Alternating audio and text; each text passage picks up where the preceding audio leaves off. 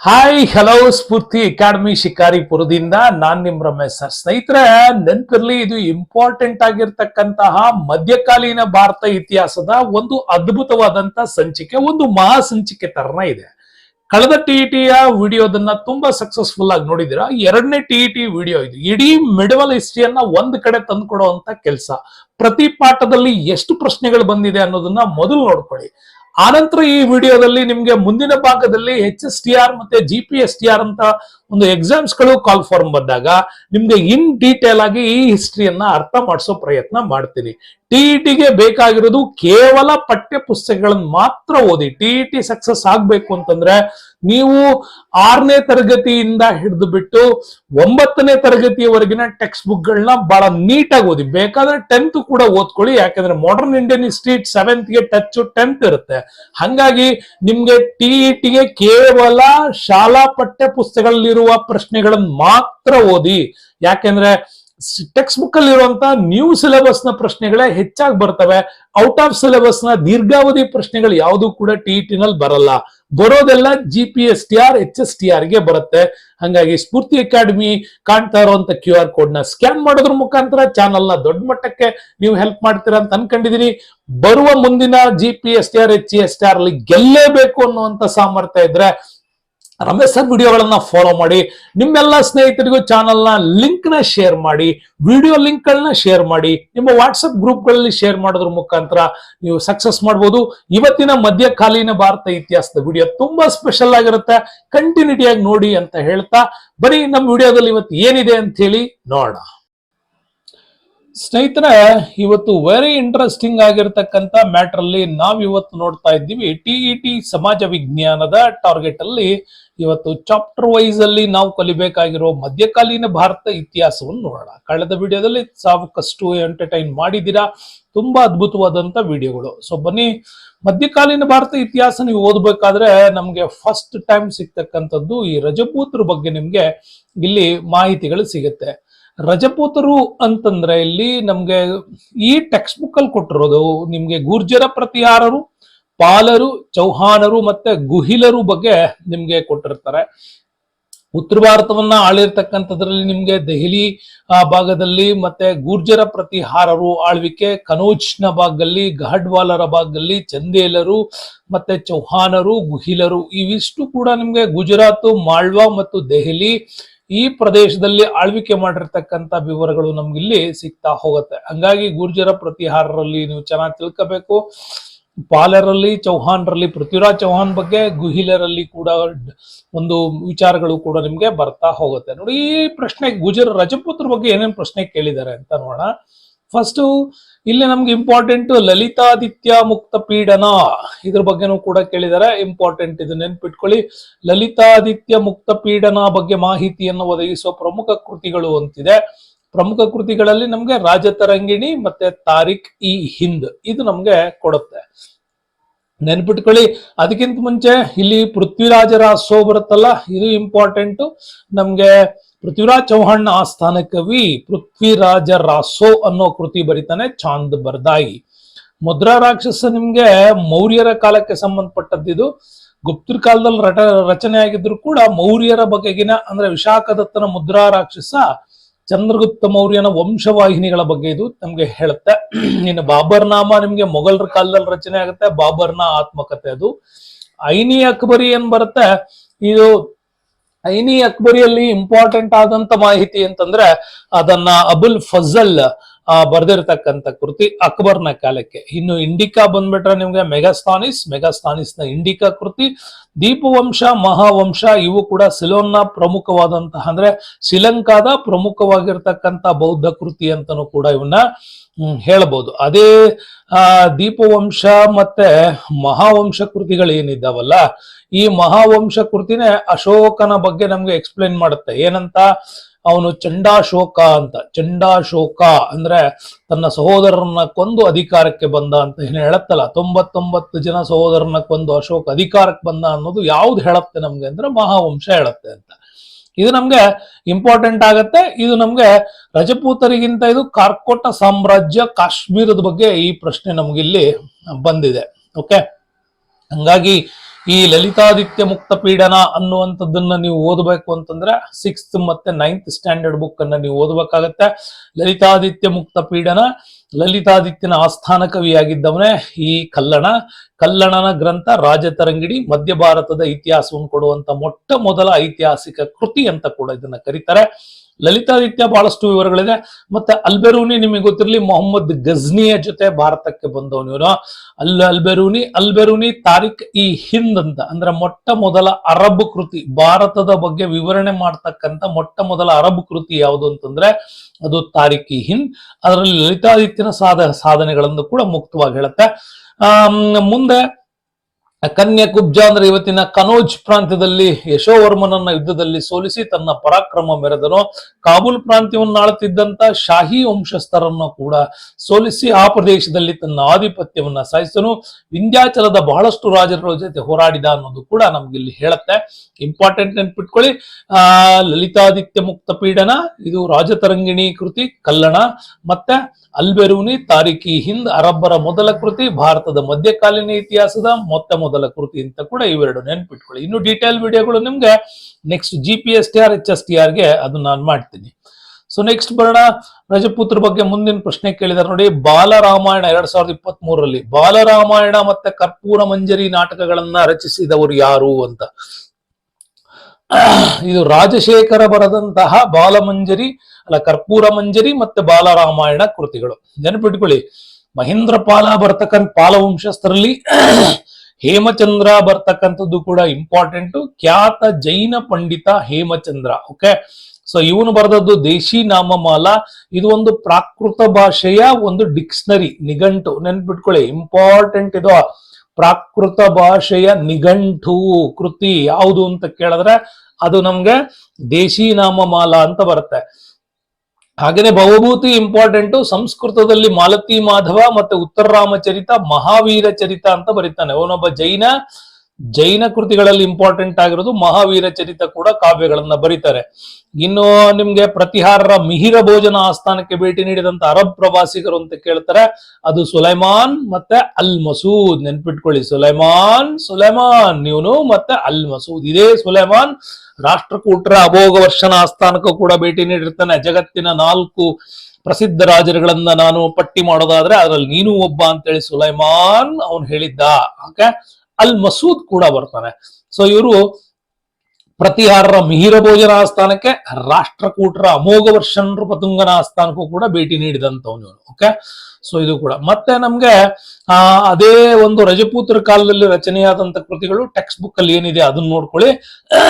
ಶಾಂತಿ ಸೇನಾ ಬರ್ತಾನೆ. ಶಾಂತಿ ಸೇನಾ ಪ್ರಭಾಚಂದ್ರ ಸೂರಿ ಮತ್ತೆ ಘನಪಾಲ ಅಂತಕ್ಕಂಥ ಜೈನ ಪಂಡಿತರಿಗೂ ಕೂಡ ಆಶ್ರಯ ನೀಡಿದ್ದ. ಸೊ ಗೀತ ಗೋವಿಂದ ಇಂಪಾರ್ಟೆಂಟ್, ನೆನ್ಪಿಟ್ಕೊಳ್ಳಿ. ಇದನ್ನ ಸ್ಟಾರ್ ಆಗಿ ಕೇಳ್ತಾ ಇದ್ದೀನಿ, ನೆನ್ಪಿಟ್ಕೊಳ್ಳಿ. ಜಯದೇವನ ಗೀತ ಗೋವಿಂದ ಬಹಳ ಸರಿ ಕೇಳ್ತಾರೆ. ಇನ್ನು ಭಾರವಿ ಬರ್ತಾನೆ. ಭಾರವಿ ರಜಪೂತ್ರ ಕಾಲಕ್ಕೆ ಬರೋನು, ಬಟ್ ಇವನು ಇದ್ದಿದ್ದು ನಮ್ಗೆ ಪಲ್ಲವರ ಮಹೇಂದ್ರವರ್ಮನ ಆಸ್ಥಾನದಲ್ಲಿ ಇದ್ದವನು ಇವನು. ಭಾರವಿಯ ಕಿರತಾರ್ಜುನೀಯ ಕೃತಿ ವೆರಿ ಇಂಪಾರ್ಟೆಂಟ್. ಭರ್ತೃಹರಿ ಬರ್ತಾನೆ, ಇದು ರಾವಣ ವಧ ಕೃತಿ ಬರ್ತಾನೆ. ಮಹೇಂದ್ರ ಪಾಲನ ಕಾವ್ಯ ಮೀಮಾಂಸೆ ಕೃತಿಗಳು ರಚನೆ ಆಗಿದ್ದಾವೆ.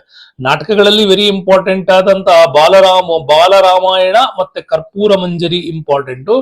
ಭವಭೂತಿಯ ಮಹಾವೀರ ಚರಿತ, ಉತ್ತರ ರಾಮಚರಿತ ಕೂಡ ಐತಿಹಾಸಿಕ ಕೃತಿಗಳು. ಕಲ್ಲಣನ ರಾಜತರಂಗಿಣಿ ಮತ್ತೆ ಜಯನಿಕನ ಪೃಥ್ವಿರಾಜ ವಿಜಯ, ನೆನ್ಪಿಟ್ಕೊಳ್ಳಿ, ಇದು ಇಂಪಾರ್ಟೆಂಟ್ ಕೃತಿ. ಜಯನಿಕನ ಪೃಥ್ವಿರಾಜ ವಿಜಯ ಇಂಪಾರ್ಟೆಂಟ್ ಆಗುತ್ತೆ. ಹೇಮಚಂದ್ರನ ಕುಮಾರಪಾಲ ಚರಿತ, ಮತ್ತೆ ಅದೇ ಹೇಮಚಂದ್ರಂದು ಇಂಪಾರ್ಟೆಂಟ್ ಹೇಳಿದ್ನಲ್ಲ ನಿಮ್ಗಿಲ್ಲಿ ಇಂಪಾರ್ಟೆಂಟ್. ದೇಶಿ ನಾಮಮಾಲ ಖ್ಯಾತ ನಿಘಂಟು ಕೂಡ ಅವಂದೇನೆ. ಹಂಗಾಗಿ ಕುಮಾರಪಾಲ ಚರಿತ ಇಂಪಾರ್ಟೆಂಟು. ಇನ್ನು ಪೃಥ್ವಿರಾಜರಾಸೋ ಚಾಂದ್ ಬರ್ದಾಯಿ ಬರೀತಾನೆ. ಭೋಜ ಪ್ರಬಂಧವನ್ನ ಬಲ್ಲಾಳ ಕೂಡ ಬರೆದದ್ದು ಕೂಡ ಈ ಕಾಲದಲ್ಲಿ ಪ್ರಮುಖವಾಗಿರ್ತಕ್ಕಂಥವು. ಇವಿಷ್ಟು ಕೃತಿಗಳು ನೆನ್ಪಿಟ್ಕೊಳ್ಳಿ. ಟಿಇಟಿಗೆ ಇವಿಷ್ಟು ಸಾಕು. ಇನ್ನು GPSTR HSTR ಮಾಡೋದಾದ್ರೆ ಇದರಲ್ಲಿ ಇನ್ನೂ ಡೀಟೇಲ್ಸ್ ಆಗಿ ನಿಮ್ಗೆ ಹೇಳ್ತೀನಿ. ಸದ್ಯಕ್ಕೆ ನೀವು ಈ ಟಿಇಟಿಗೆ ಟೆಕ್ಸ್ಟ್ ಬುಕ್ ಗಳನ್ನ ಕ್ಲೀನ್ ಆಗಿ ಓದೋದನ್ನ ರೂಢಿ ಮಾಡ್ಕೊಳ್ಳಿ. ನೆಕ್ಸ್ಟ್ ಬಣ್ಣ ರಜಪೂತ್ರ ಬಗ್ಗೆ ಮತ್ತೊಂದು ಪ್ರಶ್ನೆ ಏನಪ್ಪಾ ಅಂತಂದ್ರೆ 2020ರಲ್ಲಿ ಕೇಳಿರೋದು, ಚಿತ್ತೋಡ್ಗಢದ ಪ್ರಖ್ಯಾತ ವಿಜಯ ಸ್ತಂಭವನ್ನ ಎಲ್ಲಿ ನಿರ್ಮಾಣ ಮಾಡಲಾಯ್ತು? ಇದೇ ಚಿತ್ತೋಡ್ ವಿಜಯ ಸ್ತಂಭ ಎಲ್ಲಿ ನಿರ್ಮಾಣ ಮಾಡಲಾಯ್ತು ಅಂತ. ಈ ಚಿತ್ತೋಡದ ವಿಜಯ ಸ್ತಂಭವನ್ನ ನಿರ್ಮಾಣ ಮಾಡಿದವರು ಗುಹಿಲ ರಾಜವಂಶದವರು ನಿರ್ಮಾಣ ಮಾಡ್ತಾರೆ. ಓಕೆ, ಪಾಲರು ಬರೋದು ಬಂಗಾಳದಲ್ಲಿ ಪಾಲರು ಆಳ್ತಾ ಇದ್ರು. ಓಕೆ, ಇನ್ನು ಚೌಹಾಣ್ರು ಅಂತ ಬಂದ್ರೆ ನಿಮ್ಗೆ ದೆಹಲಿಯಲ್ಲಿ ಆಳದಂತವ್ರು ಇವರು. ಪ್ರತಿಹಾರರು ಅಂತ ಬಂದ್ರೆ ನಿಮ್ಗೆ ಉತ್ತರ ಭಾರತದಲ್ಲಿ, ಅದರಲ್ಲೂ ಪ್ರಮುಖವಾಗಿ ರಾಜಸ್ಥಾನ ಮಾಳ್ವಾ ಪ್ರಾಂತ್ಯಗಳನ್ನ ಆಳದಂತವ್ರು ಗುರ್ಜರ ಪ್ರತಿಹಾರರು. ಹಾಗಾಗಿ ರಾಣಾ ಸಂಗ ಅಥವಾ ರಾಣಾ ಸಂಗ್ರಾಮ್ ಸಿಂಗ್ ಅಂತ ಬರ್ತಾನೆ, ಅವನೇ ಗುಹಿಲ ವಂಶದ ಪ್ರಖ್ಯಾತ ದೊರೆ. ಇವನನ್ನ 100 ಕದನಗಳ ವೀರ ಅಂತ ಕರೀತಾರೆ, ನೆನ್ಪಿಟ್ಕೊಳ್ಳಿ, 100 ಕದನಗಳ ವೀರ. ಓಕೆ, ಯಾರನ್ನ? ರಾಣಾ ಸಂಗನನ್ನ. ಈತರ ದೇಹದಲ್ಲಿ 80 ಗಾಯಗಳ ಕಲೆಗಳಿದ್ವು ಅಂತ ಕೂಡ ಹೇಳಲಾಗತ್ತೆ. ಈತ ದೆಹಲಿ ಸುಲ್ತಾನರ ವಿರುದ್ಧ ಸತತವಾಗಿ ಹೋರಾಟ ಮಾಡಿದ್ದ. ಇದೇ ಸಂದರ್ಭದಲ್ಲಿ ರಾಣಾ ಗುಹಿಲರು ರಾಣಾ ಕುಂಭ 1448ರಲ್ಲಿ ಗುಜರಾತ್ ನಲ್ಲಿ ಅಧಿಕಾರದಲ್ಲಿದ್ದಂತ ಮೆಹಮೂದ್ ಖಿಲ್ಜಿಯನ್ನ ಸೋಲಿಸ್ತಾರೆ. ಆ ಮಾಳ್ವಾ ಪ್ರಾಂತ್ಯವರಲ್ಲಿ ಮಾಳ್ವಾ ಸುಲ್ತಾನರು ಅಂತ ಇವ್ರನ್ನ ಕರೀತಿದ್ರು. ಅಂತ ಮೆಹಮೂದ್ ಅಲಿಯನ್ನ ಸೋಲಿಸಿ, ಆ ಸೋಲಿಸಿದ ಖುಷಿಗಾಗಿನೇ ಇವನು ಚಿತ್ತೋಡದಲ್ಲಿ ವಿಜಯ ಸ್ತಂಭವನ್ನ ಕೂಡ ಕಟ್ತಾನೆ. ಈ ಚಿತ್ತೋಳದ ವಿಜಯ ಸ್ತಂಭದಲ್ಲಿ ಬಹಳ ವಿಶೇಷವಾಗಿರ್ತಕ್ಕಂಥ ಆರ್ಕಿಟೆಕ್ಚರ್ಸ್ ಇದೆ. ವಿಶೇಷ ಆರ್ಕಿಟೆಕ್ಚರ್ಸ್ ಬಗ್ಗೆ ಇನ್ನೊಮ್ಮೆ ಮಾತಾಡೋಣ. ಸೊ ಹಾಗಾಗಿ ವೆರಿ ಇಂಪಾರ್ಟೆಂಟು. ನಿಮ್ಗೆ ರಜಪೂತ್ರ ಬಗ್ಗೆ ಯಾವ್ಯಾವ ಪ್ರಶ್ನೆಗಳನ್ನ ಕೇಳಿದ್ದಾರೆ ಅಂತ ನಿಮ್ಗೆ ಇದು ಗೊತ್ತಾಗ್ಬೇಕು. ಸೊ ಹಂಗಾಗಿ ಇವಿಷ್ಟು ಪ್ರಶ್ನೆಗಳನ್ನ ನಿಮ್ಗೆ ಇದರಲ್ಲಿ ಕೇಳಲಾಗಿದೆ. ಯಾವ್ಯಾವ ಪ್ರಶ್ನೆಗಳು? ಒಂದು ಲಲಿತಾದಿತ್ಯ ಮುಕ್ತಪೀಠನ ಬಗ್ಗೆ ಕೇಳಿದ್ದಾರೆ, ಅದಾದ್ಮೇಲೆ ಬಾಲರಾಮಾಯಣ ಕರ್ಪೂರ ಮಂಜರಿ ಬಗ್ಗೆ ಕೇಳಿದ್ದಾರೆ, ಚಿತ್ತೋಡ್ಗಢದ ವಿಜಯ ಸ್ತಂಭ. 3 ಪ್ರಶ್ನೆಗಳನ್ನ ನಿಮ್ಗೆ ಇಲ್ಲಿ ಕೇಳಿದ್ದಾರೆ. ಕಾಣ್ತಾ ಇರೋ QR ಕೋಡ್ ನ ಮರಿಬೇಡಿ, ಅವಾಗ ಸ್ವಲ್ಪ ಸಹಾಯ ಮಾಡೋದನ್ನ ಮುಂದುವರಿಸ್ಕೊಳ್ಳಿ. ನೆಕ್ಸ್ಟ್ ಬರ್ತೀವಿ ದೆಹಲಿ ಸುಲ್ತಾನರ ಬಗ್ಗೆ. ದೆಹಲಿ ಸುಲ್ತಾನರಲ್ಲಿ ನಿಮಗೆ ಗೊತ್ತಿದೆ, ದೆಹಲಿ ಸುಲ್ತಾನರಲ್ಲಿ 5 ರಾಜವಂಶಗಳು ಆಳ್ವಿಕೆಯನ್ನ ಮಾಡಿದ್ವು ಅಂತ ಹೇಳಿ. 1206ರಲ್ಲಿ ಸ್ಟಾರ್ಟ್ ಆದ್ರೆ ಈ ವಂಶ ಲೂದಿ, 1526ರ ಮೊದಲನೇ ಪಾಣಿಪತ್ ಅಂತ ಏನ್ ಬರುತ್ತೆ, ಮೊದಲನೇ ಪಾಣಿಪತ್ ಕದನದೊಂದಿಗೆ ಇಲ್ಲಿ ಕೊನೆ ಆಗತ್ತೆ. ಇಲ್ಲಿ ಮೊಘಲರು ಆ ನಂತರ ಇಲ್ಲಿ ರಾಜ್ಯಭಾರವನ್ನ ಶುರು ಮಾಡ್ತಾರೆ. ಅಂದ್ರೆ ಅತ್ಯಂತ ಕಡಿಮೆ ಅವಧಿ ಆಳ್ವಿಕೆ ಮಾಡಿದಂತ ರಾಜವಂಶ ಯಾವುದು ಅಂತಂದ್ರೆ ಅದು ಖಿಲ್ಜಿ ವಂಶ. ಅತ್ಯಂತ ಕಡಿಮೆ ಅವಧಿ ಆಳ್ವಿಕೆ ಮಾಡಿದಂತ ರಾಜವಂಶ ಯಾವುದು ಅಂದ್ರೆ ಖಿಲ್ಜಿ. ಅತ್ಯಂತ ದೀರ್ಘಾವಧಿ ಆಳ್ವಿಕೆ ಮಾಡಿದಂತ ವಂಶ ಯಾವುದು ಅಂತಂದ್ರೆ ಅದು ತುಘಲಕ್ ವಂಶ. ನೆನ್ಪಿಟ್ಕೊಳ್ಳಿ, ಅತ್ಯಂತ ಸಾಮಾಜಿಕ ಕಾರ್ಯಗಳನ್ನ ಮಾಡಿದ ರಾಜವಂಶ ತುಘಲಕ್ ವಂಶ. ಸೇನೆಯಲ್ಲಿ ಅತ್ಯಂತ ಪರಿವರ್ತನೆಯನ್ನ ತಂದಂತ ರಾಜವಂಶ ಅಂದ್ರೆ ಖಿಲ್ಜಿ ವಂಶ. ಸೊ ಹಂಗಾಗಿ ನೋಡ್ಮೇಲೆ ಬಕ್ತಿಯಾರ್ ಕಾಕಿ ಅಂದ್ರೆ ಭಾರತಕ್ಕೆ ಸೂಫಿಸಂ ಬಹಳ ದೊಡ್ಡ ಮಟ್ಟದಲ್ಲಿ ಬಂತಲ್ಲ, ಸೂಫಿ ವಂಶದ ಪರಿಚಯ ಆಗಿದ್ದು ಎಲ್ಲಿಂದ ಅಂತಂದ್ರೆ ಗುಲಾಮಿ ಸಂತತಿಯಿಂದ. ಓಕೆ, ಸೈಯದ್ ಸಂತತಿ ಕೂಡ ಬರ್ತದೆ ನಿಮ್ಗೆ. ಇಲ್ಲಿ ಕೂಡ ಅಷ್ಟೇ, ಸೈಯದ್ ಸಂತತಿ ಪ್ರವಾದಿ ಮೊಹಮ್ಮದನ ಹೆಸರು ಹೇಳ್ಕೊಂಡು ಅಧಿಕಾರಕ್ಕೆ ಬಂದಂತ ರಾಜವಂಶ ಯಾವುದು ಅಂತಂದ್ರೆ ಅದು ಸೈಯದ್ ವಂಶ. ಓಕೆ, ಇನ್ನು ಲೂದಿ ವಂಶ. ಇದಿಷ್ಟು ಕೂಡ ದೆಹಲಿ ಸುಲ್ತಾನರ ಬಗ್ಗೆ ಇದೆ. ಸೊ ಮುಂದಿನ ದಿನಗಳಲ್ಲಿ ಅದ್ರ ಬಗ್ಗೆ ಬಹಳ ವಿವರವಾಗಿ ಹೇಳ್ತೀನಿ, GPSTRಗೆ HSTRಗೆ. ಬನ್ನಿ ನೋಡೋಣ ಈ ದೆಹಲಿ ಸುಲ್ತಾನರ ಬಗ್ಗೆ TET ನಲ್ಲಿ ಏನೇನ್ ಕೇಳಿದಾರೆ ಪ್ರಶ್ನೆಗಳು ಅಂತ. ಮೊದಲೆರಡು ಪದಗಳ ನಡುವಿನ ಸಂಬಂಧ ಗುರುತಿಸಿ 3ನೇ ಪದಕ್ಕೆ ಉತ್ತರ ಬರೀ ಅಂತ. ಸಹನಾ ಇ ಮಂಡಿ. ಓಕೆ, ಅಲಾವುದ್ದೀನ್ ಖಿಲ್ಜಿ ಅಂದ್ರೆ ಇದು ಮಾರ್ಕೆಟ್ ಕಂಟ್ರೋಲಿಗಾಗಿ ತಂದಂತ ಸಹನಾ ಇ ಮಂಡಿ. 40 ಸರದಾರರ ಒಕ್ಕೂಟ, ಇದನ್ನ ತಂದವನು ಇಲ್ತಮಶ್. ಓಕೆ, ಇದನ್ನ ತಂದವನು ಇಲ್ತಮಶ್. ರದ್ದುಗೊಳಿಸಿದವನು ಅಂತ ಕೇಳಿದರೆ ಅದು ಬಲ್ಬನ್. ನೆನ್ಪಿಟ್ಕೊಳ್ಳಿ, 40 ಸರದಾರರ ಒಕ್ಕೂಟ, ಇದನ್ನ ಜಾರಿಗೆ ತಂದವನು ಯಾರು ಅಂದ್ರೆ ಇಲ್ತಮಶ್.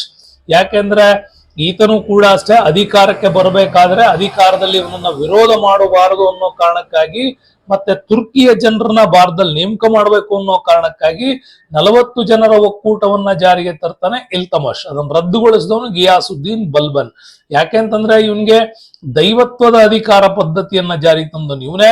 ಮತ್ತೆ ಪರ್ಷಿಯನ್ ಆಡಳಿತ ಮಾದರಿಯನ್ನ ಭಾರತದಲ್ಲಿ ಜಾರಿಗೆ ತಂದವನು ಯಾರು ಅಂದ್ರೆ ಬಲ್ಬನ್.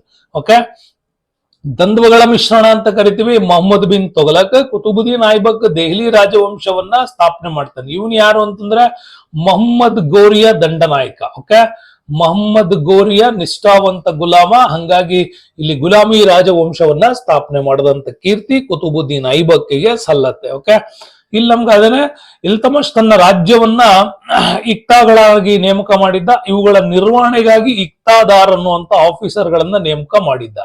ಓಕೆ, ಇಕ್ತಾದಾರ್ ಅಂತ. ಹಂಗಾಗಿ ಸಲಹೆ ಸೂಚನೆಯನ್ನ ಕೊಡ್ಲಿಕ್ಕಾಗಿನೇ 40 ಸರದಾರರ ಕೂಟವನ್ನ ಮಾಡಿದ್ದ. ಪ್ರಧಾನ ಮಂತ್ರಿ ನ್ಯಾಯಾಧೀಶರು ಸುಲ್ತಾನ್ಗೆ ಸಲಹೆ ನೀಡ್ತಾ ಇದ್ರು. ಇಲ್ತಮಶ್ ಬಂಗಾರ ಮತ್ತು ಬೆಳ್ಳಿ ನಾಣ್ಯಗಳನ್ನು ಜಾರಿಗೆ ತರ್ತಾನೆ. ಕುತುಬುದ್ದೀನ್ ಕಾಲದಲ್ಲಿ ಆರಂಭಗೊಂಡ ಕುತುಬ್ ಮಿನಾರ್. ಓಕೆ, ಯಾರ ಹೆಸರಿಗಾಗಿ ಇದನ್ನ ಕಟ್ಟಿದ್ರು ಅಂತ ಕೇಳ್ತಾರೆ ನಿಮ್ಗೆ. ಓಕೆ, ಕುತುಬ್ ಬಕ್ತಿಯಾರ್ ಖಾಕಿ ಅಂತ ಬರ್ತಾನೆ. ಓಕೆ, ಬಕ್ತಿಯಾರ್ ಖಾಕಿಯ ನೆನಪಿಗಾಗಿ ಕುತುಬ್ ಮಿನಾರ್ ಅನ್ನ ಕುತುಬುದ್ದೀನ್ ಐಬಕ್ ಸ್ಟಾರ್ಟ್ ಮಾಡ್ದ, ಇವನ್ ಕಂಪ್ಲೀಟ್ ಮಾಡ್ದ. ಓಕೆ, ಸೊ ಗುಲಾಮಿ ಸಂತತಿ ಬಗ್ಗೆ ಈ ಪ್ರಶ್ನೆ ಕೇಳಿದ್ದಾರೆ. ನೆಕ್ಸ್ಟ್ ಖಿಲ್ಜಿ ಡೈನೆಸ್ಟಿ ಬಗ್ಗೆ ಏನ್ ಪ್ರಶ್ನೆ ಕೇಳಿದ್ದಾರೆ ನೋಡೋಣ. ಖಿಲ್ಜಿ ಬಗ್ಗೆ ಕೇಳಿರ್ತಕ್ಕಂಥ ಪ್ರಶ್ನೆ, ಅಲಾವುದ್ದೀನ್ ಖಿಲ್ಜಿಯ ಪ್ರಮುಖ ದಂಡನಾಯಕ ಯಾರು ಅಂತ. ಗಂಡು ಅಲ್ಲ ಹೆಣ್ಣು ಅಲ್ಲದೆ ಇರುವಂತಹ ಒಬ್ಬ ಮ್ಯಾಕ್ಸ್ ಆಗಿದ್ದವನೇ ಈ ಮಲ್ಲಿಕ್ ಕಾಫರ್. ಮಲ್ಲಿಕ್ ಕಾಫರ್ಗೆ ಗುಜರಾತ್ ದಂಡಯಾತ್ರೆ ಮಾಡಿದಂತ ಸಂದರ್ಭದಲ್ಲಿ ಆ ಗುಜರಾತ್ ದಂಡಯಾತ್ರೆಯಲ್ಲಿ ಸಿಕ್ಕವನೇ ಈ ಮಲ್ಲಿಕ್ ಕಾಫರ್. ಮಲ್ಲಿಕ್ ಕಾಫರ್ನನ್ನ ಕರ್ಕೊಂಡ್ಬಂದ್ಬಿಟ್ಟು ಪ್ರಮುಖ ದಂಡನಾಯಕನನ್ನಾಗಿ ಮಾಡ್ದ. ಯಾಕೆಂದ್ರೆ ದಕ್ಷಿಣ ಭಾರತ ದಂಡಯಾತ್ರೆ ಮಾಡ್ಬೇಕಾಗಿತ್ತು. ಇಲ್ಲಿ ದೇವಗಿರಿ ಇತ್ತು, ಇಲ್ಲಿ ವಾರಂಗಲ್ನ ಕಾಕತೀಯ ಸಾಮ್ರಾಜ್ಯ ಇತ್ತು, ಇಲ್ಲಿ ಹೊಯ್ಸಳರ ಸಾಮ್ರಾಜ್ಯ ಇತ್ತು, ಇಲ್ಲಿ ಮಧುರೈನಲ್ಲಿ ಪಾಂಡ್ಯ ರಾಜವಂಶ ಇತ್ತು. ಓಕೆ, ಯಾವ ವಂಶ ಇತ್ತು? ಪಾಂಡ್ಯ ರಾಜವಂಶ ಇತ್ತು. ಹಂಗಾಗಿ ಯಾಕೆ ಈ ದಾಳಿಗಾಗಿ ಇಲ್ಲಿ ಜಾರಿಗೆ ತಂದ ಅಂತಂದ್ರೆ, ಗುಜರಾತ್ನ ದಂಡಯಾತ್ರೆ ಮಾಡೋ ಸಂದರ್ಭದಲ್ಲಿ ಅಲ್ಲಿಂದ ರಾಜ ಕರ್ಣದೇವ ತಪ್ಪಿಸ್ಕೊಂಡು ಹೋಗಿದ್ದ. ಯಾಕೆ ತಪ್ಪಿಸ್ಕೊಂಡು ಹೋಗಿದ್ದ ಅಂದ್ರೆ, ರಾಜ ಕರ್ಣದೇವ ಮತ್ತೆ ದೇವಲಾದೇವಿ ಅಂತ ಬರ್ತಾಳೆ ಮಗಳು. ಓಕೆ, ಕರ್ಣದೇವ ಅವನ ಮಗಳೇ ಈ ದೇವಲಾದೇವಿ. ಕರ್ಣದೇವನ ಹೆಂಡತಿಯನ್ನ ಕರ್ಕೊಂಡ್ಬಂದ್ಬಿಟ್ಟು ಅಲಾವುದ್ದೀನ್ ಖಿಲ್ಜಿ ತಾನೇ ಮದುವೆ ಆಗ್ಬಿಡ್ತಾನೆ. ಓಕೆ, ಹಾಗಾಗಿ ಅಲಾವುದ್ದೀನ್ ಕೊನೆ ಸಾಯುವವರೆಗೂ ಕೂಡ ಅವಳನ್ನೇ ರಾಣಿಯನ್ನಾಗಿ ಮಾಡಿದ್ದ. ಆದ್ರೆ ಅವನ ಮಗಳನ್ನ ಕೂಡ ಇವನು ಕರ್ಕೊ ಬರ್ಬೇಕಾಗಿತ್ತು, ಯಾರು? ಅಲಾವುದ್ದೀನ್ ಖಿಲ್ಜಿ. ಆದ್ರೆ ಅವಳನ್ನ ಕರ್ಕೊಂಡ್ಬಿಟ್ಟು ಅವನು ದೇವಗಿರಿಯೇ ಹೋಗಿದ್ದ. ದೇವಗಿರಿಯ ರಾಮಚಂದ್ರ ದೇವನ ಆಶ್ರಯವನ್ನ ಪಡ್ಕೊಂಡಿದ್ದ. ಹಂಗಾಗಿ ತನ್ನ ಮಗನಾಗಿರ್ತಕ್ಕಂಥ ಬಕ್ತಿಯಾರ್ ಖಿಲ್ಜಿ, ತನ್ನ ಮಗನಾಗಿದ್ದಂತ ಬಕ್ತಿಯಾರ್ ಖಿಲ್ಜಿ ಪ್ಲಸ್ ಮಲ್ಲಿಕ್ ಕಾಫರ್ನ ದಂಡಯಾತ್ರೆಗೆ ಕಳಿಸ್ತಾನೆ. ಹಾಗೆ ದಂಡಯಾತ್ರೆ ಕಳಿಸಿದಾಗ ಅವನು ದೇವಗಿರಿ ಬರ್ತಾನೆ, ರಾಮಚಂದ್ರ ದೇವನನ್ನ ಸೋಲಿಸ್ತಾನೆ, ವಾರಂಗಲ್ಲಿಗೆ ಬರ್ತಾನೆ, ಕಾಕತೀಯರಲ್ಲಿ 3ನೇ ಪ್ರತಾಪ ರುದ್ರ ದೇವನನ್ನ ಸೋಲಿಸ್ತಾನೆ, ಅಲ್ಲಿಂದ ಹೊಯ್ಸಳ ಸಾಮ್ರಾಜ್ಯಕ್ಕೆ ಬರ್ತಾರೆ, ಅಲ್ಲಿ 3ನೇ ಬಲ್ಲಾಳ ಮತ್ತೆ 4ನೇ ಬಲ್ಲಾಳ ವಿರುದ್ಧ ಹೋರಾಟ. ಹಾಗೆ ಪಾಂಡ್ಯದಲ್ಲಿ ಬರ್ತಾನೆ, ಇಲ್ಲಿ ಸುಂದರ ಪಾಂಡ್ಯವನ್ನ ಸೋಲಿಸ್ತಾನೆ. ವಾಪಸ್ ಹೋಗುವಾಗ ಪುನಃ ಶಂಕರ ದೇವನನ್ನ ಸೋಲಿಸಿ ಹೋಗ್ತಾನೆ. ಇದೇ ಒಂದು ಕಾಕತೀಯ ಸಾಮ್ರಾಜ್ಯದ ಮೇಲೆ ದಾಳಿ ಮಾಡಿದಾಗಲೇ ಅವನಿಗೆ ಸಿಕ್ಕಿದ್ದು ಕೋಹಿನೂರು ವಜ್ರ. ನೆನ್ಪಿಟ್ಕೊಳ್ಳಿ, ಇದೆಲ್ಲ ನಮಗೆ ಬರುತ್ತೆ. ಹಂಗಾಗಿ ಅಲಾವುದ್ದೀನ್ ಖಿಲ್ಜಿ ಪ್ರಸಿದ್ಧವಾದ ದಂಡನಾಯಕ, ದೆಹಲಿಯ ಸುಲ್ತಾನ್ ಆಗಿದ್ದಂತಲ್ಲಿ ತುಂಬಾನೇ ಮಂಗೋಲರ ದಾಳಿ ತಡೆಗಟ್ಟೋದು ಇವನ್ ಕೆಲಸ ಆಗಿತ್ತು. ಜೊತೆಗೆ ಇಮ್ಮಡಿ ಕರ್ಣದೇವ, ಇವನೇ ನೆನ್ಪಿಟ್ಕೊಳ್ಳಿ, ಇಮ್ಮಡಿ ಕರ್ಣದೇವ ಗುಜರಾತ್ನ ವಾಘೇಲ್ ರಾಜವಂಶದವನು. ರಣತಂಬೋರ್ನ ಹಮ್ಮೀರ ದೇವ, ಚಿತ್ತೋಡದ ಭೀಮಸಿಂಗ್ ಇವ್ರನ್ನೆಲ್ಲ ಸೋಲಿಸಿದ್ದ ತುಂಬಾ ಪ್ರಸಿದ್ಧನಾಗಿರ್ತಕ್ಕಂಥ ದೊರೆ. ಓಕೆ, ಇದು ನಿಮ್ಗೆ ಇಂಪಾರ್ಟೆಂಟ್ ಆಗತ್ತೆ ಇವ್ರ ಬಗ್ಗೆ ಕೇಳಿರ್ತಕ್ಕಂಥದ್ರಲ್ಲಿ. ಮತ್ತೆ ನಮ್ಗೆ ಇಲ್ಲಿ ಪ್ರಮುಖವಾಗಿ ಮಲ್ಲಿಕ್ ಕಾಫರ್ ಈತನ ದಕ್ಷಿಣ ಭಾರತ ದಂಡಯಾತ್ರೆ ಈಗ ಹೇಳಿದ್ನಲ್ಲ, ಇದೇ ನಿಮ್ಗೆ ವೆರಿ ಇಂಪಾರ್ಟೆಂಟ್ ಆಗಿ ಕೇಳ್ತಾರೆ. ದೇವಗಿರಿಯಲ್ಲಿ ರಾಮಚಂದ್ರ ದೇವ, ಅವನ ಮಗ ಶಂಕರ ದೇವ, ವಾರಂಗಲ್ಲಲ್ಲಿ ಕಾಕತೀಯರು, 3ನೇ ಪ್ರತಾಪ ರುದ್ರ ದೇವ, ದ್ವಾರ ಸಮುದ್ರದಲ್ಲಿ ಅವಾಗ ಹೊಯ್ಸಳರಿದ್ರು, 2ನೇ ಬಲ್ಲಾಳ, 3ನೇ ಬಲ್ಲಾಳ, ಮತ್ತೆ ಮಧುರೈನಲ್ಲಿ ಸುಂದರ ಪಾಂಡ್ಯ ಇಲ್ಲಿ ಅಧಿಕಾರದಲ್ಲಿದೆ. ಅವ್ರನ್ನ ಲೂಟಿ ಮಾಡಿ ವಾಪಸ್ ಬರ್ತಾನೆ. ಮುಂದೆ ಅಲಾವುದ್ದೀನ್ ಖಿಲ್ಜಿಯ ಮಗ ಕುತುಬುದ್ದೀನ್ ಅನ್ನ ಅಧಿಕಾರಕ್ಕೆ ಇಟ್ಕೊಂಡ್ಬಿಟ್ಟು ಇವನೇ ಅಧಿಕಾರ ಮಾಡ್ದ. ಆಮೇಲೆ ಯಾವಾಗ ಮಲ್ಲಿಕ್ ಕಾಫರ್ ಸತ್ತೋದ, ಈ ಖಿಲ್ಜಿ ವಂಶ ಸತ್ತೋಗತ್ತೆ. ಕೊನೆಯ ಅಧಿಕಾರಿ ಕುಸ್ರು ಸೈನಿಕನಿಂದ ಕೊಲ್ಲಲ್ಪಟ್ಟ ಮೇಲೆ ಮೊಹಮ್ಮದ್ ಬಿನ್ ತೊಗಲಕ್ ಇವನು ಗಿಯಾಸುದ್ದೀನ್ ತೊಗಲಕ್ ಅಧಿಕಾರಕ್ಕೆ ಬರ್ತಾನೆ. ಓಕೆ, ಇದು ನಿಮ್ಗೆ ತೊಗಲಕ್ ಡೈನೆಸ್ಟಿ ಬಗ್ಗೆ. ಹಂಗಾಗಿ ದೆಹಲಿ ಸುಲ್ತಾನರಲ್ಲಿ ಕೇವಲ 2 ಪ್ರಶ್ನೆಗಳು ಮಾತ್ರ ನಿಮ್ಗಿಲ್ಲಿ ಕೇಳಲಾಗಿದೆ. ಹೌದಾ, ದೆಹಲಿ ಸುಲ್ತಾನರಲ್ಲಿ 2 ಪ್ರಶ್ನೆ ಕೇಳಿದ್ದಾರೆ ಇದುವರೆಗೆ. ಒಂದು ಸಹನಾ-ಇ ಮಂಡಿ, ಅಲಾವುದ್ದೀನ್ ಖಿಲ್ಜಿ ಮತ್ತೆ ಇವ್ರ ಬಗ್ಗೆ, 2ನೇದು ಈ 2 ಪ್ರಶ್ನೆ. ನೆಕ್ಸ್ಟ್ ಬರೋಣ ವಿಜಯನಗರ ಸಾಮ್ರಾಜ್ಯದ ಬಗ್ಗೆ. ವಿಜಯನಗರ ಸಾಮ್ರಾಜ್ಯದ ಬಗ್ಗೆ ಏನ್ ಪ್ರಶ್ನೆ ಕೇಳಿದ್ದಾರೆ ಅನ್ನೋದು ನಾವಿಲ್ಲಿ ನೋಡೋಣ. ವಿಜಯನಗರ ಸಾಮ್ರಾಜ್ಯದ ಬಗ್ಗೆ ಇಲ್ಲಿ ಕಾಲಾನುಕ್ರಮ ಘಟನೆಗಳನ್ನ ಜೋಡಿಸಿ ಇಲ್ಲಿ ಕಾಂಬಿನೇಷನ್ ಅಲ್ಲಿ ಕೇಳಿದ್ದಾರೆ. ತಾಳಿಕೋಟೆ ಕದನ ನೆನಪಿಟ್ಕೊಳ್ಳಿ. ತಾಳಿಕೋಟೆ ಕದನ ನಡೆದದ್ದು 1565ರಲ್ಲಿ. ಇದಕ್ಕೆ ಇನ್ನೊಂದು ಹೆಸರೇನು? ರಕ್ಕಸ ಮತ್ತು ತಂಗಡಗಿ. ಇಲ್ಲಿ 2 ಪ್ರದೇಶ ಇದು. ಓಕೆ, ರಕ್ಕಸ ಮತ್ತು ತಂಗಡಗಿ, ಈ 2 ಪ್ರದೇಶದಲ್ಲಿ ಯುದ್ಧಗಳು ನಡೆದಿತ್ತು. ಯಾರವಾಗ ಇದ್ರು? ಅವಾಗ ಕೃಷ್ಣ ತುಳು ವಂಶದಲ್ಲಿ ಸದಾಶಿವರಾವ ಇದ್ದ. ಸದಾಶಿವರಾಯ ಇಲ್ಲಿನ ದೊರೆಯಾಗಿದ್ದ. ಅವಾಗ ಅಲ್ಲಿ ಮಂತ್ರಿಯಾಗಿದ್ದವನೇ ರಾಮರಾಯ. ಓಕೆ, ನಿಮ್ಗೆ ಹೈಲೈಟ್ ರಾಮರಾಯನ್ನೇ ತೋರಿಸ್ತಾ ಇರ್ತಾರೆ. ಆಕ್ಚುಲಿ ಅವನ್ ಮಂತ್ರಿ. ರಾಜ ಯಾರವಾಗ ಅಂತಂದ್ರೆ ಸದಾಶಿವರಾಯ. ವರ್ಸಸ್ ಬಾಮನಿ ಸುಲ್ತಾನರ ನಡುವೆ ನಡೆದಿದ್ದು. ಯಾವುದೋ ಇದರಲ್ಲಿ ಯಾರು ಭಾಗವಹಿಸಿರ್ಲಿಲ್ಲ, 4 ಬಾಮನಿ ಸುಲ್ತಾನರು ಮಾತ್ರ ಭಾಗವಹಿಸಿದ್ರು, ಆದ್ರೆ ಬಿರಾರ್ ಭಾಗವಹಿಸಿರ್ಲಿಲ್ಲ. ಅದು ಕೂಡ ನೆನ್ಪಿಟ್ಕೊಳ್ಳಿ. ಮೊದಲನೇ ಪಾಣಿಪತ್ ಕದನ 1526 ಮೊಘಲರ ಅಸ್ತಿತ್ವ ಬಂದದ್ದಲ್ವಾ. ಇಲ್ಲಿ ಬಾಬರ್ ಪ್ಲಸ್ ದೆಹಲಿಯಲ್ಲಿದ್ದಂತ ಇಬ್ರಾಹಿಂ ಲೋಧಿ ಇವರಿಬ್ಬರ ನಡುವೆ ನಡೆದಿತ್ತು. ಶಿವಾಜಿ ಕಿರೀಟಧಾರಣ 1674 ನೆನ್ಪಿಟ್ಕೊಳ್ಳಿ. ಓಕೆ, ರಾಯಗಢದಲ್ಲಿ ಆತ ಅಧಿಕಾರಕ್ಕೆ ಬರ್ತಾನೆ. ರಾಯಗಢ ಅವನ ಒಂದು ಪ್ರಮುಖ ಕೇಂದ್ರ ಆಗಿತ್ತು. ಮತ್ ಮೊಹಮ್ಮದ್ ಬಿನ್ ತೊಗಲಕ್ನ ರಾಜಧಾನಿ ಬದಲಾವಣೆ 1327ರಲ್ಲಿ ನಡೆಯುತ್ತೆ ಅವನ ಪ್ರಯೋಗಗಳಲ್ಲಿ. ಹಂಗಾಗಿ ಮೊದಲು ಬರೋದು ನಮ್ಗೆ ಡಿ, ಆಮೇಲೆ ಬರೋದು ನಮ್ಗೆ ಬಿ ಮೊದಲನೇ ಪಾಣಿಪತ್ ಕದನ, ಆಮೇಲೆ ಬರ್ತಕ್ಕಂಥದ್ದು ನಮ್ಗೆ ಎ ತಾಲಿಕೋಟೆ ಕದನ, ಅದಾದ್ಮೇಲೆ ಬರೋದು ಶಿವಾಜಿಯ ಕಿರೀಟಧಾರಣೆ. ಈ ತರ ನಿಮ್ಗೆ 4 ಆಪ್ಷನ್ಸ್ ಅನ್ನ ಇಲ್ಲಿ ಕೊಟ್ಟಿದ್ದಾರೆ. ಅದರ ಪ್ರಕಾರ ನಿಮ್ಗೆ ಇಲ್ಲಿ ಬರುತ್ತೆ. ಮತ್ತೆ ವಿಜಯನಗರ ಸಾಮ್ರಾಜ್ಯದ ಬಗ್ಗೆ ಏನ್ ಪ್ರಶ್ನೆ ಕೇಳ್ಯಾರೆ, ಕೃಷ್ಣದೇವರಾಯನ ಬಗ್ಗೆ ಕೇಳಿದ್ದಾರೆ 2021ರಲ್ಲಿ. ಆಮುಕ್ತ ಮೌಲ್ಯ ಕೃತಿಯನ್ನ ರಚಿಸಿದವ್ರು ಯಾರು ಅಂತ. ಆಮುಕ್ತ ಮೌಲ್ಯ ಕೃತಿಯನ್ನ ರಚಿಸಿದವರು ತುಳು ವಂಶದ ಶ್ರೀಕೃಷ್ಣ ದೇವರಾಯ ಇದನ್ನ ರಚನೆ ಮಾಡಿದ್ದ. ಕೃಷ್ಣದೇವರಾಯನ 2 ಕೃತಿಗಳು, ಒಂದು ಆಮುಕ್ತ ಮೌಲ್ಯದ, ಇದು ತೆಲುಗು ಕೃತಿ, ಇದು ರಾಜ್ಯಾಡಳಿತವನ್ನ ಹೇಳುವಂತ ಕೃತಿ ಇದು. ಓಕೆ, ರಾಜ್ಯಾಡಳಿತವನ್ನ ವಿವರಿಸುವಂತ ತೆಲುಗು ಭಾಷೆಯ ಕೃತಿ. ಯಾವ ಭಾಷೆಯಲ್ಲಿತ್ತು? ತೆಲುಗು ಭಾಷೆಯಲ್ಲಿದ್ದಂತ ಕೃತಿ. ಅವನ ಇನ್ನೊಂದು ಕೃತಿ ಜಾಂಬವತಿ ಕಲ್ಯಾಣ, ಇದು ನಾಟಕ, ಸಂಸ್ಕೃತದಲ್ಲಿ ಬರೀತಾನೆ ಇದನ್ನ. ಯಾವ್ದನ್ನ? ಜಾಂಬವತಿ ಕಲ್ಯಾಣ ಬರೆದದ್ದು ಸಂಸ್ಕೃತದಲ್ಲಿ. ಇನ್ನು ಪ್ರೌಢದೇವರಾಯ, ನಂದಿ ತಿಮ್ಮಣ್ಣ, ತೆನಾಲಿ ರಾಮಕೃಷ್ಣ, ಇದ್ರಲ್ಲಿ ನಾವು ನೋಡ್ತಾ ಹೋದ್ರೆ ಪ್ರೌಢದೇವರಾಯ ಒಬ್ಬನ್ ಬಿಟ್ರೆ ಇನ್ನ ಅಷ್ಟದಿಗ್ಗಜರು ಅಂತ ಏನ್ ಕರಿತೀವಿ ಕೃಷ್ಣದೇವರಾಯನ ಆಸ್ಥಾನದಲ್ಲಿ, ಅವರು ಕೂಡ ಅನೇಕ ಕೃತಿಗಳನ್ನ ಬರೆದದ್ದನ್ನ ನಾವಿಲ್ಲಿ ನೋಡ್ತೀವಿ. ಯಾರ್ಯಾರು ಅಂತ ಹೇಳಿ ನಾವು ನೋಡೋದಾದ್ರೆ ನೋಡಿ, 2ನೇ ದೇವರಾಯ ಅಥವಾ ಅವನನ್ನೇ ಪ್ರೌಢದೇವರಾಯ ಅಂತ ಕೂಡ ಕರಿತೀವಿ. 2ನೇ ದೇವರಾಯನಿಗಿದ್ದ ಇನ್ನೊಂದು ಹೆಸರೇ ಪ್ರೌಢದೇವರಾಯ. ಅವನ ಆಸ್ಥಾನ ಕವಿ ಶ್ರೀನಾಥ ಇದ್ದ. ಅವನು ಕವಿ ಚಕ್ರವರ್ತಿ ಅನ್ನೋ ಬಿರುದನ್ನು ಪಡೆದಿದ್ದ. ಇನ್ನು ಅಲ್ಲಸಾನಿ ಪೆದ್ದನ ಬರ್ತಾನೆ, ಇವನು ಮನುಚರಿತಮೂ ಬರಿತಾನೆ. ನಂದಿ ತಿಮ್ಮಣ್ಣ ಬರ್ತಾನಲ್ಲ, ಅವನೇ ತಿಮ್ಮಣ್ಣ, ನಂದಿ ತಿಮ್ಮಣ್ಣ. ಪಾರಿಜಾತಾಪಹರಣಮೂ ಕೂಡ ಬರಿತಾನೆ. ತೆನಾಲಿ ರಾಮಕೃಷ್ಣ ಉಭಟರಾಧ್ಯಂ ಚರಿತಂ ಕೂಡ ಬರಿತಾನೆ. ಇನ್ನು ಕನ್ನಡ ಕೃತಿಗಳು ನೋಡ್ಬೇಕು ನಾವು ವಿಜಯನಗರ ಕಾಲದಲ್ಲಿ. ರತ್ನಾಕರ ವರ್ಣಿ ಬರೆದಂತ ಭರತೇಶ ವೈಭವ, ಚಾಮರಸ ಬರೆದಂತ ಪ್ರಭುಲಿಂಗ ಲೀಲೆ ಕನ್ನಡ ಕೃತಿಗಳಿವ.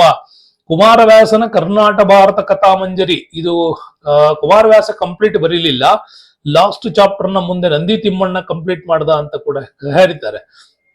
ಹಂಗಾಗಿ ಕುಮಾರವ್ಯಾಸನ ಗದುಗಿನ ಭಾರತ ಮುಂದೆ ನಂದಿ ತಿಮ್ಮಣ್ಣ ಅದನ್ನ ಕಂಪ್ಲೀಟ್ ಮಾಡಿದ್ಮೇಲೆ ಅದನ್ನ ಕರ್ನಾಟಕ ಭಾರತ ಕಥಾಮಂಜರಿ ಅಂತಾನು ಕೂಡ ಕರೀತಾರೆ. ಇನ್ನು ಭೀಮಕಿವಿ ಪಾಲ್ಕುರಿಕೆ ಸೋಮನಾಥನನ್ನ ಕುರಿತು ಬರೆದಂತ ತೆಲುಗು ಕೃತಿ ಇದು. ಯಾವುದೋ ಇದು ಬಸವ ಪುರಾಣವನ್ನ ಕನ್ನಡದಲ್ಲಿ ಕೂಡ ಬರೆದಿದ್ದಾನೆ. ಬಸವಾದಿ ಶರಣರ ವಚನಗಳ ಸಂಕಲನ, ಶೂನ್ಯ ಸಂಪಾದನೆ. ನೆನ್ಪಿಟ್ಕೊಳ್ಳಿ. ಫಾಗು ಹಳಕಟ್ಟಿ ಕೂಡ ಬರ್ತಾರೆ ನೆಕ್ಸ್ಟ್ ಆಧುನಿಕ ಭಾರತದ ಆಧುನಿಕ ಕನ್ನಡ ಸಾಹಿತ್ಯದಲ್ಲಿ. ಲಕ್ಕಣ್ಣ ದಂಡೇಶ ಶಿವಚತ್ವ ಚಿಂತಾಮಣಿ ಕೂಡ ಬರೀತಾನೆ. ಬಸರೇಶ್ವರ ದಂಡನಾಯಕ. ಮಾನವ ವೈದ್ಯಶಾಸ್ತ್ರ, ಪಶುವೈದ್ಯಶಾಸ್ತ್ರ, ಕಾವ್ಯಶಾಸ್ತ್ರ, ಜ್ಯೋತಿಷ್ಯ, ಪಾಕಶಾಸ್ತ್ರ ಬಂದು. ಇನ್ನು ದಾಸ ಸಾಹಿತ್ಯದಲ್ಲಿ ಪುರಂದರದಾಸರು, ಕನಕದಾಸರು, ಶ್ರೀಪಾದರಾಯರು ಮತ್ತೆ ವ್ಯಾಸರಾಯರು ಕೂಡ ಸಾಹಿತ್ಯವನ್ನು ಶ್ರೀಮಂತಗೊಳಿಸಿದ್ದಾರೆ. ಇಂಪಾರ್ಟೆಂಟ್ ಅನ್ಬಿಟ್ಕೊಳ್ಳಿ, ಕನಕದಾಸರದು ಮೋಹನ ತರಂಗಿಣಿ, ಇದು ಕೂಡ ವೆರಿ ಇಂಪಾರ್ಟೆಂಟ್.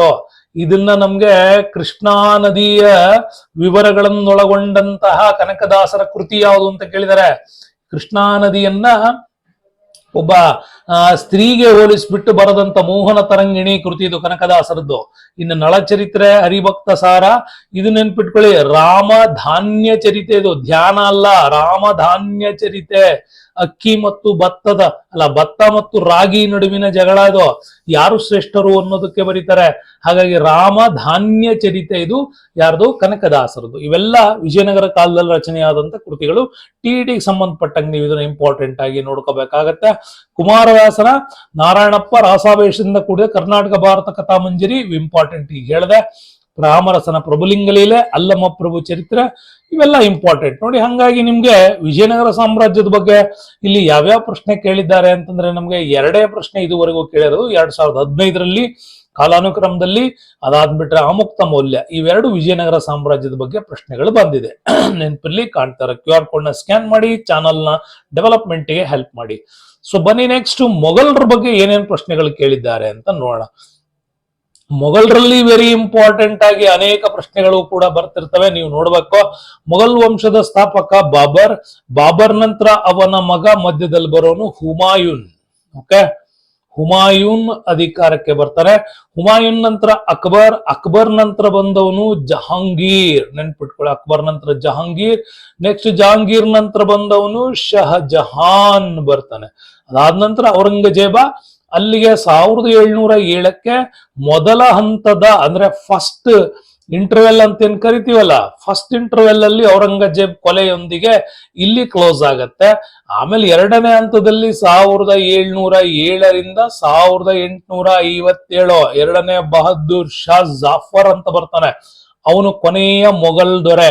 ಫಸ್ಟ್ ಮೊಘಲ್ ದೊರೆ ಬಾಬರ್ ಆದ್ರೆ ಕೊನೆಯವನು ಎರಡನೇ ಬಹದ್ದೂರ್ ಶಾ ಜಾಫರ್ ಅಂತ ಕರಿತೀವಿ. ಬಹದ್ದೂರ್ ಶಾ ಜಾಫರ್ ಬಹಳ ಚೆನ್ನಾಗಿ ಸಂಗೀತ ಬರೀತಿದ್ದಂತೆ, ಅದಕ್ಕೋಸ್ಕರ ಅವನ್ಗೆ ಜಾಫರ್ ಅಂತ ಕರೀತಾರೆ, ಗೀತೆಗಳನ್ನು ಬರೀತಾ ಇದ್ದಕ್ಕೆ. ಇವನು ಲಾಸ್ಟ್ 1857 ಬ್ರಿಟಿಷರನ್ನ ತಗೊಂಡೋಗಿ ಮಯನ್ಮಾರ್ ಅಲ್ಲಿ ಬಿಸಾಕ್ತಾರೆ, ಅಲ್ಲಿಗೆ ಅದು ಕ್ಲೋಸ್ ಆಗುತ್ತೆ ರಂಗೂನಲ್ಲಿ. ನೆಕ್ಸ್ಟ್ ಶಿವಾಜಿ 1627ರಿಂದ 1680 ತನಕ ಶಿವಾಜಿ ಆಡಳಿತ. ಹಂಗಾಗಿ ಮೊಘಲರ ಬಗ್ಗೆ ನಿಮ್ಗೆ ಏನೇನ್ ಪ್ರಶ್ನೆ ಕೇಳಿದ್ದಾರೆ ಟಿ ನಲ್ಲಿ ನೋಡೋಣ. ಮೊಘಲರ ಬಗ್ಗೆ ಫಸ್ಟ್ ಪ್ರಶ್ನೆ ಕೇಳಿರೋದು ಅದು ಕೂಡ ಶೇರ್ ಶಹಾನ್ ಬಗ್ಗೆ ಕೇಳಿದ್ದಾರೆ. ಮಧ್ಯದಲ್ಲಿ ಹುಮಾಯೂನ್ನ ಆಡಳಿತದಲ್ಲಿ ಮಧ್ಯದಲ್ಲಿ ಬರ್ತಕ್ಕಂಥವನೇ ಶೇರ್ ಶಹಾ. ಧಾಮ್ ಎಂಬ ಹೊಸ ಬೆಳ್ಳಿ ನಾಣ್ಯವನ್ನ ಜಾರಿಗೆ ತಂದವನು ಯಾರು ಅಂತ ಕೇಳಿದ್ದಾರೆ, ಅದು ಶೇರ್ ಶಹಾ. ಶೇರ್ ಶಹಾ ಧಾಮ್ ಮತ್ತು ರೂಪಾಯಿ, ಈಗಲೂ ಕೂಡ ಭಾರತದಲ್ಲಿ ನಾವು ರೂಪಾಯಿ ಪದವನ್ನ ಬಳಸ್ತಾ ಇದ್ದೀವಲ್ಲ, ಅದು ಶೇರ್ ಶಹಾನ ಕಾಲದಲ್ಲಿ ಜಾರಿಗೆ ಬಂದ ಪದ. ಈತನ ಬೆಳ್ಳಿಯ ರೂಪಾಯಿಯ ನಾಣ್ಯದ ತೂಕ 180 ಗುಲಗಂಜಿ ಇತ್ತು. ಇದನ್ನ ಎಲ್ಲಾ ಮೊಘಲ್ ದೊರೆಗಳು ಮುಂದುವರ್ಸ್ಕೊಂಡು ಬಂದ್ರು. ಅಷ್ಟು ಸಿಸ್ಟಮೆಟಿಕ್ ಆಗಿ ಈತ ದಾಮ್ ಅನ್ನುವಂತ ಬೆಳ್ಳಿ ನಾಣ್ಯವನ್ನ ಜಾರಿಗೆ ತಂದಿದ್ದ. ನೆಕ್ಸ್ಟ್ ಬರೋಣ, ಇದೇ ಶೇರ್ ಶಾ ಬಗ್ಗೆ ಮತ್ತೆ ಪ್ರಶ್ನೆ ಕೇಳಿದ್ದಾರೆ. ಶೇರ್ ಶಹಾನ ಮೂಲ ಹೆಸರು ಗಿಯಾಸುದ್ದೀನ್ ಅಂತಿದೆ, ಈ ಹೇಳಿಕೆ ತಪ್ಪು, ಗಿಯಾಸುದ್ದೀನ್ ಅಲ್ಲ. ಶೇರ್ ಶಹಾನು ಬಹರ್ ಖಾನ್ ಲಹಣಿಯ ಸೇವೆಯಲ್ಲಿದ್ದಾಗ ಒಬ್ಬನೇ ಹುಲಿಯನ್ನ ಕೊಂದು ಶೇರ್ ಖಾನ್ ಎಂಬ ಬಿರುದನ್ನು ಪಡೆದನು, ಇದು ಸರಿ ಇದೆ. ಓಕೆ, ಇದು ನಿಮ್ಗೆ ಕರೆಕ್ಟ್ ಆಗಿ ನೆನ್ಪಿಟ್ಕೋಬೇಕು. ಅವನ ಹೆಸರು ಮೊದಲನೇದು ಶೇರ್ ಖಾನ್ ಅಲ್ಲ. ಶೇರ್ ಶಹಾನ ಮೂಲ ಅಫ್ಘಾನಿಸ್ತಾನದ ಸೂರ್ ವಂಶ, ಅವನ ಮೂಲ ಹೆಸರು ಫರೀದ್, ನೆನ್ಪಿಟ್ಕೊಳ್ಳಿ, ಅವನ ಮೂಲ ಹೆಸರು ಫರೀದ್. ಬಾಲ್ಯ ದಿನಗಳು ಸುಖಕರವಾಗಿರಲಿಲ್ಲ. ತಂದೆ ತಾಯಿ ಪ್ರೀತಿ ವಾತ್ಸಲ್ಯ ವಂಚಿತನಾಗಿದ್ದ. ಅಲೆಮಾರಿ ಜೀವನ ನಡೆಸ್ತಾ ದಕ್ಷಿಣ ಬಿಹಾರದ ಬಹರ್ ಖಾನ್ ಲಹಾಣಿಯ ಸೇವೆಗೆ ಸೇರ್ಕಂಡ. ಈ ಸೈನ್ಯವನ್ನ ಸೇರಿದಾಗ ಒಬ್ಬನೇ ಹುಲಿಯನ್ನ ಕೊಂದಿದ್ರಿಂದ ಇವನಿಗೆ ಶೇರ್ ಖಾನ್ ಅನ್ನುವಂಥ ಬಿರುದನ್ನ ಇದೇ ಬಹರ್ ಖಾನ್ ಲೂರಿ ಕೊಟ್ಟ. ಅಲ್ಲಿಂದ ಫರೀದ್ ಅನ್ನುವ ಹೆಸರು ಚೇಂಜ್ ಆಗಿ ಶೇರ್ ಖಾನ್ ಅಥವಾ ಶೇರ್ ಶಹಾ ಅನ್ನುವಂಥದ್ದು ಬಂತು. ಬಾಬರ್ ಭಾರತದಲ್ಲಿ ಆಡಳಿತ ವಹಿಸಿಕೊಂಡ ನಂತರ ಆತನ ಸೇವೆಗೂ ಸೇರಿ ಮಹತ್ವದ ಪಾತ್ರ ವಹಿಸಿದ್ದ ಅಂತ ಹೇಳುತ್ತೆ. ಕೊನೆಗೆ ಹುಮಾಯೂನ್ ವಂಶಸ್ಥರು ಇದೇ ಸೂರ್ ವಂಶಸ್ಥದ ಕೊನೆಯ ದೊರೆ ಇಬ್ರಾಹಿಂ ಸೂರಿಯನ್ನ ಕೊಲ್ಲೋದ್ರ ಮುಖಾಂತರ ಈ ಎರಡನೇ ಪಾಣಿಪತ್ ನಡೆಯುತ್ತೆ. ಈ ಎರಡನೇ ಪಾಣಿಪತ್ ನಡೆದಾಗ ದೆಹಲಿಯನ್ನ ಆಳ್ತಾ ಇದ್ದವನೇ ಹೇಮಚಂದ್ರ ವಿಕ್ರಮಾದಿತ್ಯ ಅಂತ ಕರಿತೀವಿ. ಹೇಮಚಂದ್ರ ವಿಕ್ರಮಾದಿತ್ಯ ದೆಹಲಿಯನ್ನಾಳಿದ ಕೊನೆಯ ಹಿಂದೂ ದೊರೆ ಅಂತ ಕರಿತೀವಿ. ದೆಹಲಿಯನ್ನಾಳಿದ ಕೊನೆಯ ಹಿಂದೂ ದೊರೆ. ಇವನ ವಿರುದ್ಧವಾಗಿ ನಮ್ಗೆ ಬರ್ತಕ್ಕಂಥದ್ದು 1556 ಎರಡನೇ ಪಾಣಿಪತ್ ಕದನ ನಡೀತು. ಅಲ್ಲಿಗೆ ಎರಡನೇ ಪಾಣಿಪತ್ ಕದನದಲ್ಲಿಯೂ ಕೂಡ ಬಾಬರ್ ಅಪ್ರಾಪ್ತ ವಯಸ್ಕನಾಗಿದೆ, ಒಂದೊಂದು 16 ವರ್ಷ ಅಂತ ಹೇಳ್ತಾರೆ. ಆವಾಗ ಇಲ್ಲಿ ಹೋರಾಟ ನಡೀತು. ಅಕ್ಬರ್ನ ಒಂದು ಸೇನಾಧಿಕಾರಿ ಬೈರಾಮ್ ಖಾನ್ ಅಂತಿದ್ದ. ಈ ಬೈರಾಮ್ ಖಾನ್ ನ ಪ್ರಭಾವದಿಂದಾಗಿ ಯುದ್ಧವನ್ನ ಗೆದ್ರು ಅಂತ ಕೂಡ ನಮ್ಗೆ ಇಲ್ಲೇ ಹೇಳುತ್ತೆ. ಓಕೆ, ಮೊಘಲರ ಬಗ್ಗೆ ಶೇರ್ ಖಾನ್ ಬಗ್ಗೆನೇ ಹೆಚ್ಚು ಪ್ರಶ್ನೆಗಳನ್ನ ಕೇಳಿದ್ದಾರೆ. ನೆಕ್ಸ್ಟ್ ಬರೋಣ, ದೀನ್ ಇಲಾಹಿ ಬಗ್ಗೆ ಅಂತೂ ಬಹಳ ಸರಿ ಪ್ರಶ್ನೆಗಳು ಕೇಳಿದ್ದಾರೆ, ನೆನ್ಪಿಟ್ಕೊಳ್ಳಿ. ಓಕೆ, ಅಕ್ಬರ್ನ ದೀನ್ ಇ ಇಲಾಹಿಗೆ ಸಂಬಂಧಿಸಿದ ಸರಿಯಾದ ಹೇಳಿಕೆಗಳನ್ನು ಗುರುತಿಸಿ ಅಂತಿದೆ. 1582ರಲ್ಲಿ ದೀನ್ ಇ ಇಲಾಹಿ ಎಂಬ ಹೊಸ ಧರ್ಮವನ್ನ ಸ್ಥಾಪಿಸಿದ. ಈ ಹೇಳಿಕೆ ಸರಿ ಇದೆ. ಇಬಾದತ್ ಖಾನ ಅಂತ ಕಟ್ಟಿಸಿದ್ದ. ಎಲ್ಲ ಧರ್ಮಗಳ ಒಂದು ಜನರನ್ನ ಕರೆಸ್ಬಿಟ್ಟು ಅಲ್ಲಿ ಎಲ್ಲ ಧರ್ಮಗಳ ಸಮನ್ವಯತೆ ಬಗ್ಗೆ ಆತ ಚರ್ಚೆ ಮಾಡ್ತಾ ಇದ್ದ. ಹಿಂದೂ, ಜೈನ, ಜೊರಾಸ್ಟ್ರಿಯನ್, ಕ್ರೈಸ್ತ ಇವ್ರ ಬಗ್ಗೆನೂ ಕೂಡ. ಅಬ್ದುಲ್ ರಹೀಂ ಖಾನ್ ಈ ಪಂಥದ ಮುಖ್ಯ ರಿವಾರಿಯಾಗಿದ್ದ. ಇದು ತಪ್ಪು, ಅಬ್ದುಲ್ ರಹೀಂ ಖಾನ್ ಅಲ್ಲ, ಅಬುಲ್ ಫಜಲ್ ಅಂತ ಬರ್ಬೇಕು. ಈ ಹೊಸ ಧರ್ಮವು ಸಂಸ್ಕಾರ ಏಕೀಶ್ವರವಾದದಲ್ಲಿ ನಂಬಿಕೆ ಇಟ್ಟಿತ್ತು. ಸರಿ, ಅಲ್ಲಿಗೆ ನಮ್ಗೆ ಎ ಬಿ ಡಿ ಹೇಳಿಕೆ ಸರಿ, ಸಿ ಹೇಳಿಕೆ ಒಂದು ತಪ್ಪು. ಯಾಕೆಂದ್ರೆ ಅಲ್ಲಿ ಬರ್ಬೇಕಾಗಿದ್ದು ಬೇರೆ ಹೆಸರು ಬರಬೇಕು. ಓಕೆ, ಅಬುಲ್ ಫಜಲ್ ಹೆಸರು ಬರಬೇಕು. ಓಕೆ, ನೆಕ್ಸ್ಟ್ ನೋಡಿ, ದೀನಿ ಇಲಾಹಿ ಎನ್ನುವ ಧರ್ಮ ಇಲ್ಲಿ ಬಾಲ್ಯದಲ್ಲಿ ತನ್ನ ತಾಯಿ ಶಿಕ್ಷಕರು ಸೂಫಿಗಳಿಂದ ಪ್ರಭಾವಿತನಾಗಿದ್ದ ಸರ್ವಧರ್ಮ ಸಮನ್ವಯ ನೀತಿಯನ್ನ ಜಾರಿಗೆ ತರಬೇಕು ಅನ್ಕಂಡ 1582ರಲ್ಲಿ ದೀನ್ ಇಲಾಹಿ ಎಂಬ ಹೊಸ ಪಂಥ ಬಂದ. ಇಬಾದತ್ ಖಾನಾದಲ್ಲಿ ಎಲ್ಲರನ್ನ ಕರೆಸಿ ಹೇಳ್ತಾ ಇದ್ದ, ಸರ್ವರೊಡನೆ ಶಾಂತಿ, ಅಕ್ಬರ್ನ ಪಾಲಿಸಿನೇ ಸುಲ್ ಈ ಕುಲ್ ಅಂತ ಕರಿತೀವಿ, ಈ ಪಾಲಿಸಿ ಇತ್ತು. ಎಲ್ಲ ಮತಗಳ ಉತ್ತಮ ಅಂಶಗಳು ಇದು ಒಳಗೊಂಡಿತ್ತು. ವಿಚಾರಶೀಲತೆ ಅನುಭವ ಇತ್ತು. ನಿಸರ್ಗ ಶಕ್ತಿಗಳ, ನೆನ್ಪಿಟ್ಕೊಳ್ಳಿ, ನಿಸರ್ಗ ಶಕ್ತಿಗಳ ಆರಾಧನೆ. ಓಕೆ, ವಾಯು, ವರುಣ, ಗಾಳಿ, ಬೆಂಕಿ ಎಲ್ಲದರ ಆಧಾರಣೆಗಳ ಸಮ್ಮಿಶ್ರಣ ಇತ್ತು. ಅಬುಲ್ ಫಜಲ್ ಈ ಪಂಥದ ವರಿಷ್ಠನಾಗಿದ್ದ. ಈ ಧರ್ಮವನ್ನ ಸ್ವೀಕರಿಸಿದ ಮೊಟ್ಟ ಮೊದಲಿಗ ಅಂದ್ರೆ ಅಬುಲ್ ಫಜಲ್. ಮೊಟ್ಟ ಮೊದಲಿಗ ಹಿಂದೂ ಯಾರು ಅಂತಂದ್ರೆ ಅದು ಬೀರ್ಬಲ್ ಒಬ್ಬನೇ ಇವನ ಆಸ್ಥಾನದಲ್ಲಿ ಸ್ವೀಕಾರ ಮಾಡಿದನು, ಉಳಿದವ್ರು ಯಾರು ಸ್ವೀಕಾರ ಮಾಡಲಿಲ್ಲ. ಸೊ ನೆಕ್ಸ್ಟ್ ನೋಡಿ, ಅದೇ ಅಕ್ಬರ್ನ ದೀನ್ ಇಲಾಹಿ ಬಗ್ಗೆ ಮತ್ತೆ 2015ರ ಪ್ರಶ್ನೆ ಏನಿದೆ ಅಂತ ನೋಡಿ, ಸರ್ವಧರ್ಮ ಸಾಮರಸ್ಯ ಪ್ರತಿಪಾದನೆ, ಇದು ರೈಟ್. ಇಸ್ಲಾಂ ಧರ್ಮದ ಶ್ರೇಷ್ಠತೆಯನ್ನು ಎತ್ತಿ ಹಿಡಿಯುವುದು, ಈ ಸ್ಟೇಟ್ಮೆಂಟ್ ತಪ್ಪು. ಅಗ್ನಿಯನ್ನ ಪೂಜಿಸುವುದು, ಈಗ ಹೇಳಿದ್ನಲ್ಲ ನಿಮಗೆ, ಪ್ರಕೃತಿ ಆರಾಧನೆ ಬಗ್ಗೆ, ಇದು ರೈಟು. ಈ ಧರ್ಮದ ಅನುಸರಣೆ ಕಡ್ಡಾಯಗೊಳಿಸಿದ ಅಂತಿದೆ, ಕಡ್ಡಾಯ ಇರಲಿಲ್ಲ. ಸೊ ಅಲ್ಲಿಗೆ ಎ ಮತ್ತೆ ಸಿ ಮಾತ್ರ ಇದು ನಮ್ಗೆ ರೈಟ್ ಆಗತ್ತೆ ನೋಡಿ. ದೀನ್ ಇಲಾಹಿ ಬಗ್ಗೆ ಈ ಪ್ರಶ್ನೆ ಕೂಡ ಕೇಳಿದ್ದಾರೆ. ನೆಕ್ಸ್ಟ್ ಬರೋಣ, ಅಕ್ಬರ್ನ ಔರಂಗಜೇಬ್ ಬಗ್ಗೆ ಕೇಳಿದ್ದಾರೆ. ಔರಂಗಜೇಬನನ್ನ ಜಿಂದಾ ಫಕೀರ್ ಅಥವಾ ಜೀವಂತ ಫಕೀರ್ ಅಂತ ಕರೀತಾ ಇದ್ರು, ಈ ಸ್ಟೇಟ್ಮೆಂಟ್ ಕೂಡ ರೈಟ್. ಔರಂಗಜೇಬನು ಆಡಂಬರದ ಜೀವನಕ್ಕೆ ಮಾತ್ರ ನೋಡದೆ ಸರಳವಾಗಿ ತನ್ನ ಬದುಕನ್ನ ಕಳೆದ, ಇದು ಕೂಡ ರೈಟ್. ಎ ಮತ್ತೆ ಆರ್ ಎರಡೂ ರೈಟ್.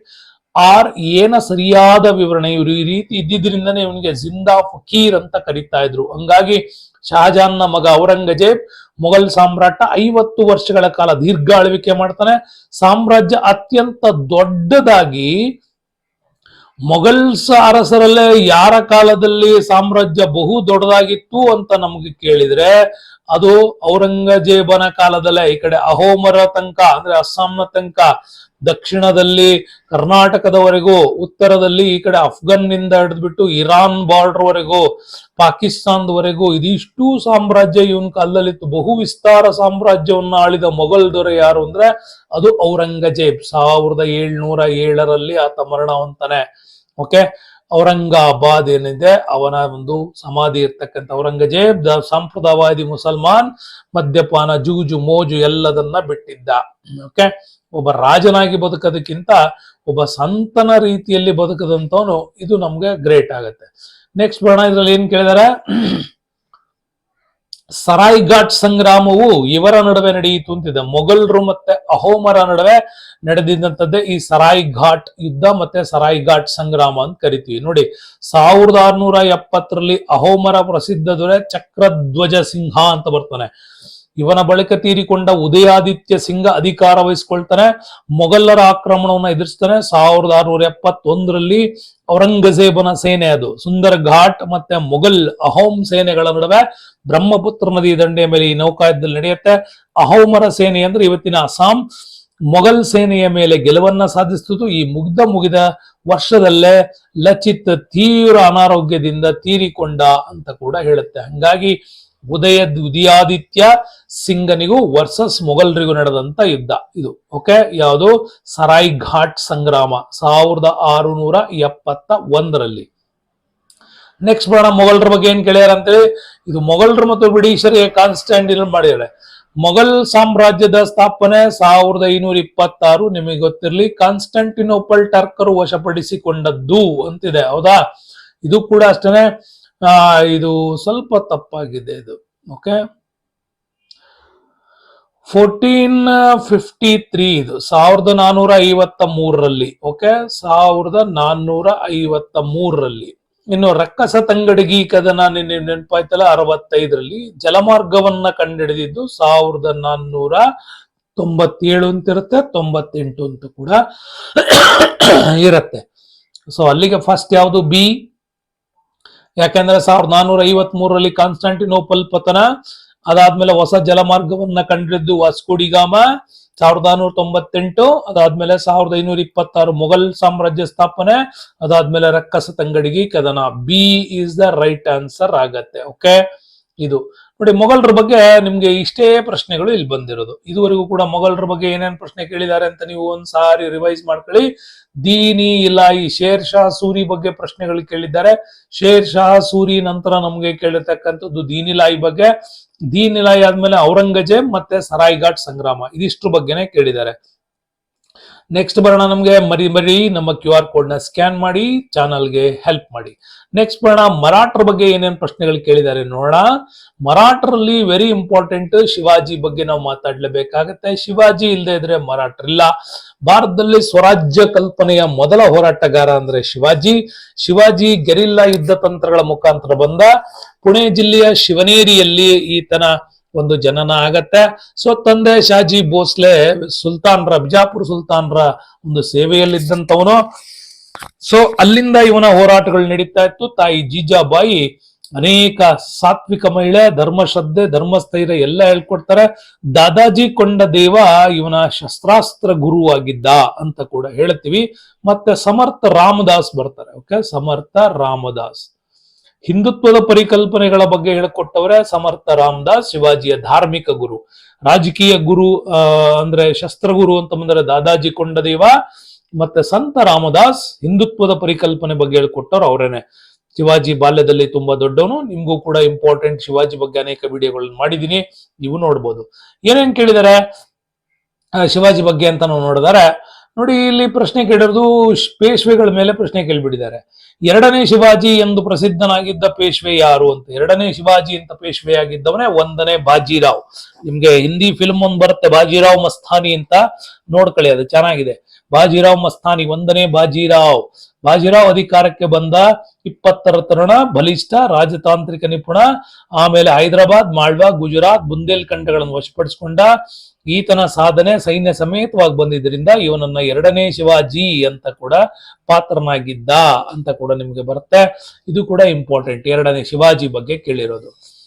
ಇದು ಒಂದೇ ಪ್ರಶ್ನೆ ನೋಡ್ರಿ ಮರಾಠರ ಬಗ್ಗೆ ಕೇಳಿರೋದು. ಇನ್ನು ಅತಿ ಹೆಚ್ಚು ಪ್ರಶ್ನೆಗಳು ನಮ್ಗೆ ಸಾಮಾಜಿಕ ಮತ್ತು ಧಾರ್ಮಿಕ ಸುಧಾರಣಾ ಚಳುವಳಿಯಲ್ಲೇ ಬಂದಿದೆ. ಸಾಮಾಜಿಕ ಧಾರ್ಮಿಕ ಸುಧಾರಣೆಯಲ್ಲಿ ಶಂಕರಾಚಾರ್ಯರು ಅದ್ವೈತ ಸಿದ್ಧಾಂತ, ರಾಮಾನುಜಾಚಾರ್ಯರು ಬಂದ್ರೆ ವಿಶಿಷ್ಟಾದ್ವೈತ ಸಿದ್ಧಾಂತ, ಬಸವೇಶ್ವರರು ಬಂದ್ರೆ ಶಕ್ತಿ ವಿಶಿಷ್ಟಾದ್ವೈತ, ನಿಜಾಮುದ್ದೀನ್ ಔಲಿಯಾ ಚಿಸ್ತಿ ಸೂಪ ಪಂಥವನ್ನ ಭಾರತದಲ್ಲಿ ತಂದವರು, ಮಧ್ವಾಚಾರ್ಯರು ನಿಮ್ಗೆ ದ್ವೈತ ಸಿದ್ಧಾಂತ, ಮೊಯ್ನುದ್ದೀನ್ ಚಿಸ್ತಿ ಇವರು ಕೂಡ ಅಷ್ಟೇ, ಗುರುನಾನಕ್ ಸಿಖ್ ಧರ್ಮದ ಪ್ರತಿಪಾದಕರು, ಬಂಗಾಳದಲ್ಲಿ ರಾಮಾನುಜಾಚಾರ್ಯರ ವಿಚಾರಗಳಿಂದ ಉತ್ತರ ಭಾರತದಲ್ಲಿ ವಿಶಿಷ್ಟಾದ್ವೈತವನ್ನ ಪ್ರಚಾರ ಮಾಡಿದವರೇ ಶ್ರೀ ಚೈತನ್ಯ ಬಂಗಾಳದಿಂದ, ಮೀರಾಬಾಯಿ, ಮೀರಾ ಭಜನ್ ಕೃಷ್ಣನ ಸ್ತೋತ್ರಗಳು, ಕ್ವಾಜಾ ಬಂದೆ ನವಾಜ್ ನಮ್ಗೆ ಬೀದರ್ ಮತ್ತೆ ಗುಲ್ಬರ್ಗದಲ್ಲಿ ಬರ್ತಾರೆ, ಕ್ವಾಜಾ ಬಂದೆ ನವಾಜ್ ಬಾಮನಿ ಸುಲ್ತಾನರ ಕಾಲಕ್ಕೆ, ಸಲೀಂ ಚಿಸ್ತಿ ಕೂಡ ಬರ್ತಾರೆ ನಮ್ಗೆ ಚಿಸ್ತಿ ಪಂಥದಲ್ಲಿ. ಸೊ ಇದೆಲ್ಲ ನಮ್ಗೆ ಸಾಮಾಜಿಕ ಧಾರ್ಮಿಕ ಸುಧಾರಣಾ ಚಳುವಳಿಗಳು. ಇದ್ರ ಬಗ್ಗೆನೇ ಪ್ರಶ್ನೆಗಳನ್ನು ಕೇಳಿದ್ದಾರೆ. ಏನೇನ್ ಕೇಳಿದ್ದಾರೆ ನೋಡೋಣ. ಒಂದು, ಶಂಕರಾಚಾರ್ಯ ಬಗ್ಗೆ ಪ್ರಶ್ನೆ ಬಂದಿದೆ ನೋಡಿ. ಜಗತ್ತು ಮಾಯೆ, ಬ್ರಹ್ಮ ಮಾತ್ರ ಸತ್ಯ ಅಂತ ಹೇಳಿದವರು. ಯಾಕೆಂತಂದ್ರೆ ಅಹಂ ಬ್ರಹ್ಮಾಸ್ಮಿ ಅನ್ನೋದೇ ಅವರ ತತ್ವ. ಮತ್ ನೀವು ರವಿಚಂದ್ರನ್ ಪಿಕ್ಚರ್ ನೋಡಿ, ಅಹಂ ಪ್ರೇಮಾಸ್ಮಿ ಅಂತ ಹಾಕ್ಬಿಟ್ಟಿರ, ಇದು ಅಹಂ ಬ್ರಹ್ಮಾಸ್ಮಿ, ಇದು ಶಂಕರಾಚಾರ್ಯರು ಹೇಳ್ಕೊಟ್ಟಿದ್ದಂತ ತತ್ವ. ಶಂಕರಾಚಾರ್ಯರ ಅದ್ವೈತ ಸ್ಥಿತಿಗಳಲ್ಲಿ ತುಂಬಾ ಚೆನ್ನಾಗಿ ಹೇಳ್ತಾರೆ. ಇವರು ಕಾಲಡಿಯ, ಕೇರಳದ ಕಾಲಡಿಯಲ್ಲಿ ನಂಬೂದರಿ ಬ್ರಾಹ್ಮಣ ಕುಟುಂಬದಲ್ಲಿ ಜನಿಸಿದವರು. ತಂದೆ ಶಿವಗುರು, ತಾಯಿ ಆರ್ಯಾಂಬ. ಬಹಳ ಅದ್ಭುತವಾದಂತ ವೇದಶಾಸ್ತ್ರಗಳನ್ನ ಗೋವಿಂದ ಭಗವತ್ಪಾದರಿಂದ ಕಲ್ತಿದ್ರು. ಉಪನಿಷತ್ ಬ್ರಹ್ಮಸೂತ್ರಗಳ ಜ್ಞಾನವನ್ನ ಇವರು ಅದ್ವೈತ ಸಿದ್ಧಾಂತವನ್ನ ಪ್ರತಿಪಾದನೆ ಮಾಡ್ತಾರೆ. ಇವರ ಪ್ರಕಾರ ಬ್ರಹ್ಮನೊಬ್ಬನೇ ಸತ್ಯ, ಉಳಿದ ಜಗತ್ತು ಮಿಥ್ಯ ಅಂತ ಹೇಳಿದ್ದು. ಜಗತ್ತು ಒಂದು ಮಾಯೆ, ಬ್ರಹ್ಮ ಮಾತ್ರ ಸತ್ಯ ಅಂತ ಹೇಳಿದವರು. ಆದ್ದರಿಂದ ಜ್ಞಾನ ಮಾರ್ಗದಿಂದ ಪ್ರಪಂಚದ ಮಾಯೆಯನ್ನ ತಿಳಿದುಬಿಟ್ಟು ಬ್ರಹ್ಮನೊಡನೆ ಜೀವಾತ್ಮ ವಿಲೀನಗೊಳ್ಳಬೇಕು ಅಂತ ಇವರು ಹೇಳ್ತಾರೆ. ಆವಾಗ ನಮಗೆ ಮೋಕ್ಷ ಬರುತ್ತೆ ಅಂತ. ಹಂಗಾಗಿ ಇಡೀ ಭಾರತದಾದ್ಯಂತ ಹಿಂದೂ ಪುನರುತ್ಥಾನ ಮಾಡಿದವರು ಯಾರು ಅಂದ್ರೆ ಇವರು. ಯಾಕೆಂದ್ರೆ ಆ ಕಾಲದಲ್ಲಿ ಜೈನ ಮತ್ತು ಬೌದ್ಧ ಧರ್ಮಗಳು ಅತ್ಯಂತ ಪ್ರಗತಿಯಲ್ಲಿದ್ದಾಗ ಇಡೀ ದೇಶವನ್ನ ಸುತ್ತಬಿಟ್ಟು ಹಿಂದೂ ಪುನರುತ್ಥಾನ ಮಾಡಿದಂಥವರೇ ಶಂಕರಾಚಾರ್ಯರು. ಅದ್ರ ಬಗ್ಗೆನೇ ಈ ಪ್ರಶ್ನೆ ಇರೋದು ನೋಡಿ. ಸರಿಯಾದ ಜೋಡಿಯನ್ನ ಗುರುತಿಸಿ 2020ರಲ್ಲಿ ಕೇಳಿದ್ದಾರೆ. ಬದರಿಯ ಜ್ಯೋತಿರ್ಮಠ, ದ್ವಾರಕದ ಗೋವರ್ಧನ ಪೀಠ, ಕಂಚಿಯ ಕಾಳಿಕ ಪೀಠ, ಪುರಿ ಕಾಮಕೋಟಿ ಪೀಠ ಅಂತಿದ್ರೆ ಇದ್ರಲ್ಲಿ ಸರಿಯಾಗಿರೋದು ಜೋಡಿ ಯಾವುದು? ಬದರಿನಾಥ್ ಅಂತ ಏನ್ ಬರುತ್ತೆ ಉತ್ತರ ಪ್ರದೇಶ, ಉತ್ತರಾಖಂಡ್, ಇದು ಜ್ಯೋತಿರ್ಮಠ. ಪುರಿನಲ್ಲಿ ಬರೋದು ಗೋವರ್ಧನ ಪೀಠ, ದ್ವಾರಕದಲ್ಲಿ ಬರೋದು ಕಾಳಿಕಾ ಪೀಠ, ಶೃಂಗೇರಿಯಲ್ಲಿ ಬರೋದು ಶಾರದಾ ಪೀಠ. ಸೊ ಇದು ಕೂಡ ನಿಮ್ಗೆ ಭಾರತದ 4 ಕಡೆ ಇವರು ಪ್ರಚಾರ ಮಾಡಿಬಿಟ್ಟು ಧರ್ಮ ಸಂಸ್ಥಾಪನಾ ಕೆಲಸಗಳನ್ನ ಮಾಡಿದಂಥವ್ರಲ್ಲಿ ಇವರು ಫೇಮಸ್ ಆಗ್ತಾರೆ. ಇಂಡಿಯಾ ಥರ ಬರಿತೀನಿ, ಇಂಡಿಯಾ ಬರೆಯಕ್ ಬರಲ್ಲ ನನ್ಗೆ, ಕ್ಷಮಿಸಿ ತುಂಬಾ ಎಡವಟ್ಟಾಗಿದ್ರೆ. ನೋಡಿ, ನಮ್ಗೆ ಬರ್ತಕ್ಕಂಥದ್ದು ಒಡಿಸಾದ ಪುರಿ. ಇದು ಒಡಿಸಾದ ಪುರಿಯಲ್ಲಿ ಇವರು ಗೋವರ್ಧನ ಪೀಠವನ್ನ ಮಾಡ್ತಾರೆ. ಉತ್ತರಾಖಂಡ್ ಅಥವಾ ಉತ್ತರ ಪ್ರದೇಶ ಅಂತ ಏನ್ ಕರಿತೀವಿ, ಈ ಭಾಗದಲ್ಲಿ ಜ್ಯೋತಿರ್ಮಠ ಅಲ್ಲ, ದ್ವಾರಕದಲ್ಲಿ ಕಾಳಿಕಾ ಮಠ. ಇಲ್ಲಿ ನಮ್ಗೆ ಬರುತ್ತೆ ಗುಜರಾತ್.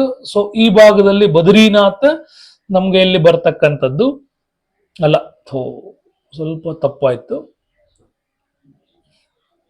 ಬದರಿ ಇಲ್ಲಿ ಬರೋದು ಉತ್ತರ ಪ್ರದೇಶದಲ್ಲಿ ಜ್ಯೋತಿರ್ಮಠ. ಇದು ದ್ವಾರಕ ಕರ್ನಾಟಕದಲ್ಲಿ ಶೃಂಗೇರಿ.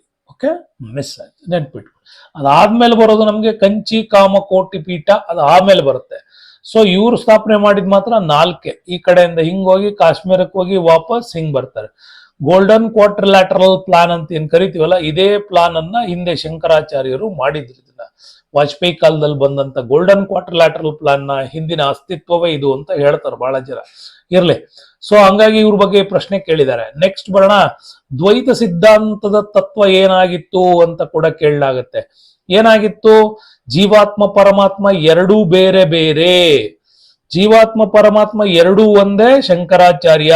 ಜೀವಾತ್ಮ ಪರಮಾತ್ಮ ಈ ಲೋಕದಲ್ಲಿ ಮಾತ್ರ ಬೇರೆ, ಜೀವಾತ್ಮ ಪರಮಾತ್ಮ ಮೋಕ್ಷದಲ್ಲಿ ಬೇರೆ ಬೇರೆ. ಇವೆರಡ ವಿಚಿತ್ರವಾದ ಕಾನ್ಸೆಪ್ಟ್ಸ್ ನಮ್ಗೆ ಇಲ್ಲಿ ಬರುತ್ತೆ. ಇದನ್ನ ಹೇಳಿದವರು ಮಧ್ವಾಚಾರ್ಯರು ಹೇಳಿದ್ದು ವೆರಿ ಇಂಪಾರ್ಟೆಂಟ್ ತತ್ವವೇ ಅವ್ರದ್ದು ದ್ವೈತ ಸಿದ್ಧಾಂತ. ಜೀವಾತ್ಮ ಮತ್ತು ಪರಮಾತ್ಮ ಬೇರೆ ಬೇರೆ ಎಂಬುದೇ ದ್ವೈತದ ಅರ್ಥ. ಓಕೆ, ಇದು ಇಂಪಾರ್ಟೆಂಟ್ ದ್ವೈತ ಸಿದ್ಧಾಂತದಲ್ಲಿ. ಓಕೆ, ಉಡುಪಿಯ ಪಾಜಕದಲ್ಲಿ ಜನಿಸ್ತಾರೆ. ಮಧ್ಯಗೇಹ ಮತ್ತು ನಾರಾಯಣ ಭಟ್ಟ, ವೇದವತಿಯವರ ಮಗ, ವಿಷ್ಣು ಇವರ ಆರಾಧ್ಯ ದೈವ. ಮಧ್ವಾಚಾರ್ಯರು ಬಾಲಕರಾಗಿದ್ದಾಗಲೇ ಅಪ್ರತಿಮ ಪಾಂಡಿತ್ಯವನ್ನು ಹೊಂದಿದ್ರು. ಹಂಗಾಗಿ ಇದೇ ಮುಂದಿನ ಹೋರಾಟದಲ್ಲಿ ಅಚ್ಯುತ ಪ್ರೇಕ್ಷರಲ್ಲಿ ನೆನ್ಪಿಟ್ಕೊಳ್ಳಿ, ಇವರ ಗುರುಗಳಿವರು. ಇವರಿಂದ ಸನ್ಯಾಸ ದೀಕ್ಷೆಯನ್ನ ಪಡ್ಕೊಂಡು ಮಧ್ವಾಚಾರ್ಯರು ಅಷ್ಟಮಠಗಳನ್ನು ಕೂಡ ಸ್ಥಾಪನೆ ಮಾಡ್ತಾರೆ. ನೆಕ್ಸ್ಟ್ ಬರೋಣ, ಅನುಭವ ಮಂಟಪದ ಬಗ್ಗೆ ಪ್ರಶ್ನೆ ಕೇಳಿದ್ದಾರೆ 2022ರಲ್ಲಿ. ಅನುಭವ ಮಂಟಪವನ್ನ ಸ್ಥಾಪಿಸಿದವರು ಬಸವಣ್ಣನವರು. ಇದು ಕೂಡ ನಿಮ್ಗೆ ನೆನಪಿರ್ಲಿ. ಬಸವಣ್ಣ ಕರ್ನಾಟಕದ ಧಾರ್ಮಿಕ ಪರಂಪರೆಯ ಅತ್ಯಂತ ಅಗ್ರಗಣ್ಯ, 12ನೇ ಶತಮಾನದಲ್ಲಿ ಇಂಪಾರ್ಟೆಂಟ್ ಆಗಿದ್ದವರು ಇಂಥವ್ರು. ಇದೇ ಬಸವಣ್ಣವರು ಆರ್ಥಿಕ ಸಮಾಜ ಸುಧಾರಣೆಗಾಗಿ ಶ್ರಮ ಪಡ್ತಾರೆ. ವಿಶ್ವದ ಮೊಟ್ಟ ಮೊದಲ ಸಂಸತ್ ಅಂತ ಯಾವ್ದನ್ನ ಕರೀತಾರೆ ಅಂದ್ರೆ ಇದೇ ಅಭಿನವ ಮಂಟಪವನ್ನ, ಅನುಭವ ಮಂಟಪವನ್ನ ಕರೀತಾರೆ. ಆತ್ಮ ಕಲ್ಯಾಣದ ಜೊತೆಗೆ ಲೋಕ ಕಲ್ಯಾಣದ ಕೆಲಸಗಳನ್ನು ಕೂಡ ಇವರು ಮಾಡಿದ್ದಾರೆ ಅಂತ. ಓಕೆ, GPSTRಗೆ ಇವ್ರದ್ದು ಇನ್ನೂ ವಿಶೇಷವಾದಂತ ಟಾಪಿಕ್ಗಳನ್ನ ಮಾಡ್ತೀನಿ. ನೆಕ್ಸ್ಟ್, ಕಲ್ಯಾಣ ಕ್ರಾಂತಿಗೆ ಮುಖ್ಯ ಕಾರಣ ಅಂದ್ರೆ ಬಸವಣ್ಣನವರು ವೈದಿಕ ಧರ್ಮವನ್ನ ಖಂಡಿಸ್ಬಿಡ್ತಾರೆ. ಸರಳ ಒಂದು ಉಪಾಯಗಳನ್ನ ಹೇಳ್ತಾರೆ. ಮುಕ್ತಿಗೆ ಸರಳ ಉಪಾಯಗಳು, ಇವುಗಳನ್ನ ಜಾರಿಗೆ ತರ್ತಾರೆ. ಸಂಸ್ಕೃತವನ್ನ ಬಿಟ್ಟು ಕನ್ನಡದಲ್ಲಿ ತಮ್ಮ ವಚನಗಳನ್ನ ಇವರು ಹೇಳ್ತಾ ಹೋಗ್ತಾರೆ. ಹಂಗಾಗಿ ಸಂಸ್ಕೃತ ಮತ್ತು ಪಾಂಡಿತ್ಯ, ಪುರೋಹಿತ ಪಾಂಡಿತ್ಯವನ್ನ ಕಡಿಮೆ ಮಾಡಿದ್ರಿಂದ ಬಸವೇಶ್ವರರ ವಿರುದ್ಧ ಕಲ್ಯಾಣ ಕ್ರಾಂತಿ ಕೂಡ ನಡೀತು. ಇವರು ಬಸವೇಶ್ವರರು ಭಂಡಾರದ ಅಧಿಕಾರಿಯಾಗಿ, ಕಲ್ಲುಚೂರಿಗಳ 2ನೇ ಬಿಜ್ಜಳನ ಪ್ರಧಾನಿಯಾಗಿ ಕೂಡ ಕೆಲಸ ಮಾಡ್ತಾರೆ. ಕ್ರಾಂತಿಕಾರಿ ಚಿಂತನೆಗಳನ್ನ ಪ್ರಚಾರ ಮಾಡಿದ್ರಿಂದ ಸಂಪ್ರದಾಯಸ್ಥ ಬ್ರಾಹ್ಮಣರು ಇವ್ರನ್ನ ವಿರೋಧ ಮಾಡ್ತಾರೆ.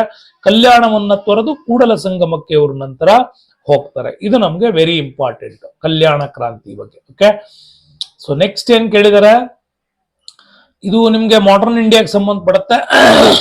ಸರಿಯಾದ ಜೋಡಿಯನ್ನ ಗುರುತಿಸಿ ಅಂತೇಳಿ ಆರ್ಯ ಸಮಾಜವನ್ನ ಸ್ಥಾಪನೆ ಮಾಡಿದವರು ದಯಾನಂದ ಸರಸ್ವತಿಯವರು. ಪ್ರಾರ್ಥನಾ ಸಮಾಜವನ್ನ ಸ್ಥಾಪನೆ ಮಾಡಿದವರು ನಿಮ್ಗೆ ಗೊತ್ತಿದೆ. ಸೊ ಸತ್ಯಶೋಧಕ ಸಮಾಜವನ್ನ ಸ್ಥಾಪನೆ ಮಾಡಿದವರು ಯಂಗ್ ಬೆಂಗಾಲ್ ಮೂವ್ಮೆಂಟ್ ಹೆನ್ರಿ ವಿವಿಯನ್ ಡಿಸಾರಿಯೋ ಕೂಡ ಬರ್ತಾರೆ, ಹೌದಾ? ಹಂಗಾಗಿ ವೆರಿ ಇಂಪಾರ್ಟೆಂಟ್. ಇದ್ರ ಜೊತೆಗೆ ನಮ್ಗೆ ಇನ್ಯಾವ್ಯಾವುದು ಕೂಡ ನೀವು ಇಲ್ಲಿ ನೆನ್ಪಿಟ್ಕೋಬೇಕಾಗತ್ತೆ. ಯಾವ್ಯಾವ್ದು ನೋಡಿ, ರಾಜಾರಾಮ್ ಮೋಹನ್ ರಾಯ್ ಅವ್ರದ್ದು ಬ್ರಹ್ಮ ಸಮಾಜ. ಇನ್ನು ರಾಮಕೃಷ್ಣ ಮಿಷನ್ ಸ್ಥಾಪನೆ ಮಾಡಿದವರು ಸ್ವಾಮಿ ವಿವೇಕಾನಂದ. ಥಿಯೋಸಾಫಿಕಲ್ ಸೊಸೈಟಿಯನ್ನ ಇಂಗ್ಲೆಂಡ್ ನಲ್ಲಿ ಸ್ಥಾಪನೆ ಮಾಡಿದವರು ಮೇಡಮ್ ಬ್ಲಾವೆಟ್ಸ್ಕಿ ಮತ್ತೆ ಕರ್ನಲ್ ಆಲ್ಕಾಟ್. ಇವರು ರಷ್ಯಾದ ಮಹಿಳೆ, ಇವನು ಅಮೆರಿಕ. ಭಾರತದಲ್ಲಿ ಇದನ್ನ ಥಿಯೋಸಾಫಿಕಲ್ ಮೂವ್ಮೆಂಟ್ ಅನ್ನ ಪರಿಚಯಿಸಿದವರು ಅನಿ ಬೆಸೆಂಟ್ ರವರು. ಭಾರತದಲ್ಲಿ ಯಾರು ಅಂತಂದ್ರೆ ಅನಿ ಬೆಸೆಂಟ್ ರವರು. ನೆಕ್ಸ್ಟ್ ಅಲಿಗಢ್ ಚಳುವಳಿ ಮತ್ತೆ ಸರ್ ಸೈಯದ್ ಅಹಮದ್ ಖಾನ್ ಅವ್ರದ್ದು. ನಾರಾಯಣ್ ಗುರು ಅವ್ರದ್ದು ಶ್ರೀ ನಾರಾಯಣ ಧರ್ಮ ಪರಿಪಾಲನಾ ಯೋಗಂ ಅನ್ನ ಕೂಡ ಸ್ಥಾಪನೆ ಮಾಡ್ತಾರೆ. ಇದು ನಿಮ್ಗೆ ಇಂಪಾರ್ಟೆಂಟ್ ಆಗತ್ತೆ. ಹಂಗಾಗಿ ಪ್ರಾರ್ಥನಾ ಸಮಾಜ ಅಂತ ಬಂದ್ರೆ ನಿಮ್ಗೆ ಮಹಾತ್ಮ ಜ್ಯೋತಿಬಾ ಫುಲೆ. ಹಂಗಾಗಿ ಸತ್ಯಶೋಧಕ ಸಮಾಜ ಇದು ನಮ್ಗೆ ಡಾಕ್ಟರ್ ಆತ್ಮಾರಾಮ್ ಪಾಂಡುರಂಗ ಇಲ್ಲಿ ನಿಮ್ಗೆ ಸಿಗತ್ತೆ. ಇದು ಕೂಡ ಇಂಪಾರ್ಟೆಂಟ್ ಆಗತ್ತೆ ನೋಡಿ. ಮಾಡರ್ನ್ ಇಂಡಿಯಾದಲ್ಲಿ ಕೇಳಿದಾರೆ ಈ ಪ್ರಶ್ನೆ. ನೆಕ್ಸ್ಟ್ ಬರೋಣ. ಇದೇ ನಮ್ಗೆ ಗಂಗರ ಬಗ್ಗೆ ಪ್ರಶ್ನೆ ಇದು. ಓಕೆ, ಗಂಗರು ದಕ್ಷಿಣದಲ್ಲಿ ಗಂಗರ ಆಡಳಿತದಲ್ಲಿ ಈ ಪ್ರಶ್ನೆಗಳನ್ನು ಕೇಳಿದ್ದಾರೆ. ಹೇಮಸೇನ ಬರ್ತಾನೆ. ಹೇಮಸೇನ ರಾಘವ ಪಾಂಡವೀಯ ಕೃತಿಯನ್ನ ಬರೀತಾರೆ. ದುರ್ವಿನೀತ ಬರುತ್ತೆ. ದುರ್ವಿನೀತನ ಶಬ್ದಾವತಾರ ಬರುತ್ತೆ. ವಾಧಿಬಾ ಸಿಂಹ ಬರ್ತಾನೆ. ಇವನು ಗದ್ಯ ಚಿಂತಾಮಣಿಯನ್ನ ಬರೀತಾನೆ. ಸ್ತ್ರೀ ಪುರುಷನ ಗಜಶಾಸ್ತ್ರ ಶ್ರೀ ಪುರುಷನ ಗಜಶಾಸ್ತ್ರ ಕೂಡ ಬರುತ್ತೆ. ಇದು ಇಂಪಾರ್ಟೆಂಟ್ ಆಗಿರ್ತಕ್ಕಂಥದ್ದು. 2020ರಲ್ಲಿ ಕೇಳಿರುವಂತ ಪ್ರಶ್ನೆ. ಗಂಗರ ಬಗ್ಗೆ ಪ್ರಶ್ನೆಗಳು ಇಲ್ಲಿ ಬಂದಿದೆ ನೋಡಿ. ಗಂಗರ ಕಾಲದಲ್ಲಿ ತುಂಬಾನೇ ಜೈನ ಸಾಹಿತ್ಯ, ಸಂಸ್ಕೃತ, ಪ್ರಾಕೃತ, ಕನ್ನಡ ಮೂರು ಕೂಡ ಬೆಳವಣಿಗೆ ಹೊಂದಿದಾವೆ. ಈ ಮೂರು ಭಾಷೆಗಳಿಗೂ ಹೆಚ್ಚಿನ ಪ್ರೋತ್ಸಾಹಗಳನ್ನ ಇವರು ಕೊಡ್ತಾರೆ. ಇಮ್ಮಡಿ ಮಾಧವ ಬರಿತಾನೆ. ದತ್ತಕ ಸೂತ್ರಕ್ಕೆ ಟಿಪ್ಪಣಿಯನ್ನು ಬರಿತಾನೆ. ದುರ್ವಿನೀತ ಶಬ್ದಾವತಾರ ಸಂಸ್ಕೃತ ಕೃತಿ ಅದು. ಗುಣಾಢ್ಯನ ಒಡ್ಡ ಕಥಾ ಬರಿತಾನೆ. ಸಂಸ್ಕೃತಕ್ಕಿದು ಅನುವಾದ. ಸ್ತ್ರೀ ಪುರುಷಂದು ಗಜಶಾಸ್ತ್ರ ವೆಟರ್ನರಿ ಸೈನ್ಸ್ ಅದು. ಎರಡನೇ ಶಿವಮಾರನ ಗಜಾಷ್ಟಕ ಕೂಡ ಬರೀತಾನೆ. ಹೇಮಸೇನ ರಾಘವ ಪಾಂಡವೀಯ, ವಾದಿಭ ಸಿಂಹ ಗದ್ಯ ಚಿಂತಾಮಣಿ, ಶಾಸ್ತ್ರ ಚೂಡಾಮಣಿ ಬರೀತಾನೆ. ನೇಮಿಚಂದ್ರನ ದವ್ಯಸಾರ ಸಂಗ್ರಹ ಇದು ನಿಮಗೆ ಇಂಪಾರ್ಟೆಂಟ್ ನೆನ್ಪಿಟ್ಕೊಳ್ಳಿ. ಚಾವುಂಡರಾಯನ ಚಾವುಂಡರಾಯ ಪುರಾಣ ಅಂದ್ರೆ ಜೈನ ಧರ್ಮದ 24 ತೀರ್ಥಾಂಕರುಗಳ ಸಂಪೂರ್ಣ ಬಯೋಡಾಟಾವನ್ನು ಬರೆದದ್ದೇ ಈ ಒಂದು ಚಾವುಂಡರಾಯ ಪುರಾಣದಲ್ಲಿ ಬರ್ತಾನೆ. ಓಕೆ, ಇದು ಗಂಗರ ಬಗ್ಗೆ ಕೇಳಿರೋ ಪ್ರಶ್ನೆ. ಇನ್ನು ಭಾರತದ ಪುನರುಜ್ಜೀವನದ ಪಿತಾಮಹ ಯಾರು ಅಂತ, ಅದು ರಾಜಾರಾಮ್ ಮೋಹನ್ ರಾಯ್ ಅವ್ರದ್ದು. ನಿಮ್ಗೆ ಮಾಡರ್ನ್ ಇಂಡಿಯಾದಲ್ಲಿ ಕೇಳಿರೋಂಥ ಪ್ರಶ್ನೆ. ರಾಜಾರಾಮ್ ಮೋಹನ್ ರಾಯ್ ಅವ್ರನ್ನ ಭಾರತ ಪುನರುಜ್ಜೀವನ ಪಿತಾಮಹ ಅಂತ ಕರೆದವ್ರು ಯಾರು ಅಂತ ಕೂಡ ಕೇಳ್ತಾರೆ. ರವೀಂದ್ರನಾಥ್ ಟ್ಯಾಗೋರ್. ಇವ್ರನ್ನ ಅರ್ಥ ಕರೆದವ್ರು ಯಾರು? ರವೀಂದ್ರನಾಥ ಟ್ಯಾಗೋರ್. ಇನ್ನು ಉಳಿದವ್ರದೆಲ್ಲ ನಿಮ್ಗೆ ಈಗ ಹೇಳಿದ್ದೆ ನೋಡಿ. ಇದಿಷ್ಟು ಪ್ರಶ್ನೆಗಳನ್ನು ನಿಮ್ಗೆ ಇಲ್ಲಿ ಕೇಳಿದ್ದಾರೆ. ನೆಕ್ಸ್ಟ್ ಬಂದ್ರೆ ನಮ್ಗೆ ಮೈಸೂರು ಒಡೆಯರ್ ಬಗ್ಗೆ ಏನೇನು ಪ್ರಶ್ನೆಗಳು ಕೇಳಿದ್ದಾರೆ ನೋಡೋಣ. ಮೈಸೂರು ಒಡೆಯರ್ ಅಂತ ಬಂದ್ರೆ ನಿಮ್ಗೆ ಗೊತ್ತಿರಲಿ, ರಾಜ ಒಡೆಯರ್ ಇಲ್ಲಿ ಸ್ವತಂತ್ರವಾದಂತ ಸಾಮ್ರಾಜ್ಯ ಮಾಡಿದವರು. ಓಕೆ, ಇದಕ್ಕಿಂತ ಮುಂಚೆ ಎದುರಾಯ ಮತ್ತೆ ವಿಜಯ ಅಂತ ಬರ್ತಾರೆ. ವಿಜಯ ಮತ್ತು ಕೃಷ್ಣ ಅಂತ ಕೆಲವು ಕಡೆ ಇರುತ್ತೆ ನಿಮ್ಗೆ. ಅವರಿಬ್ರು ಅದೇ ಹೆಸರು. ಅಲ್ಲಿಂದ ಈ ಸಾಮ್ರಾಜ್ಯ ಸ್ಥಾಪನೆ ಆಗತ್ತೆ.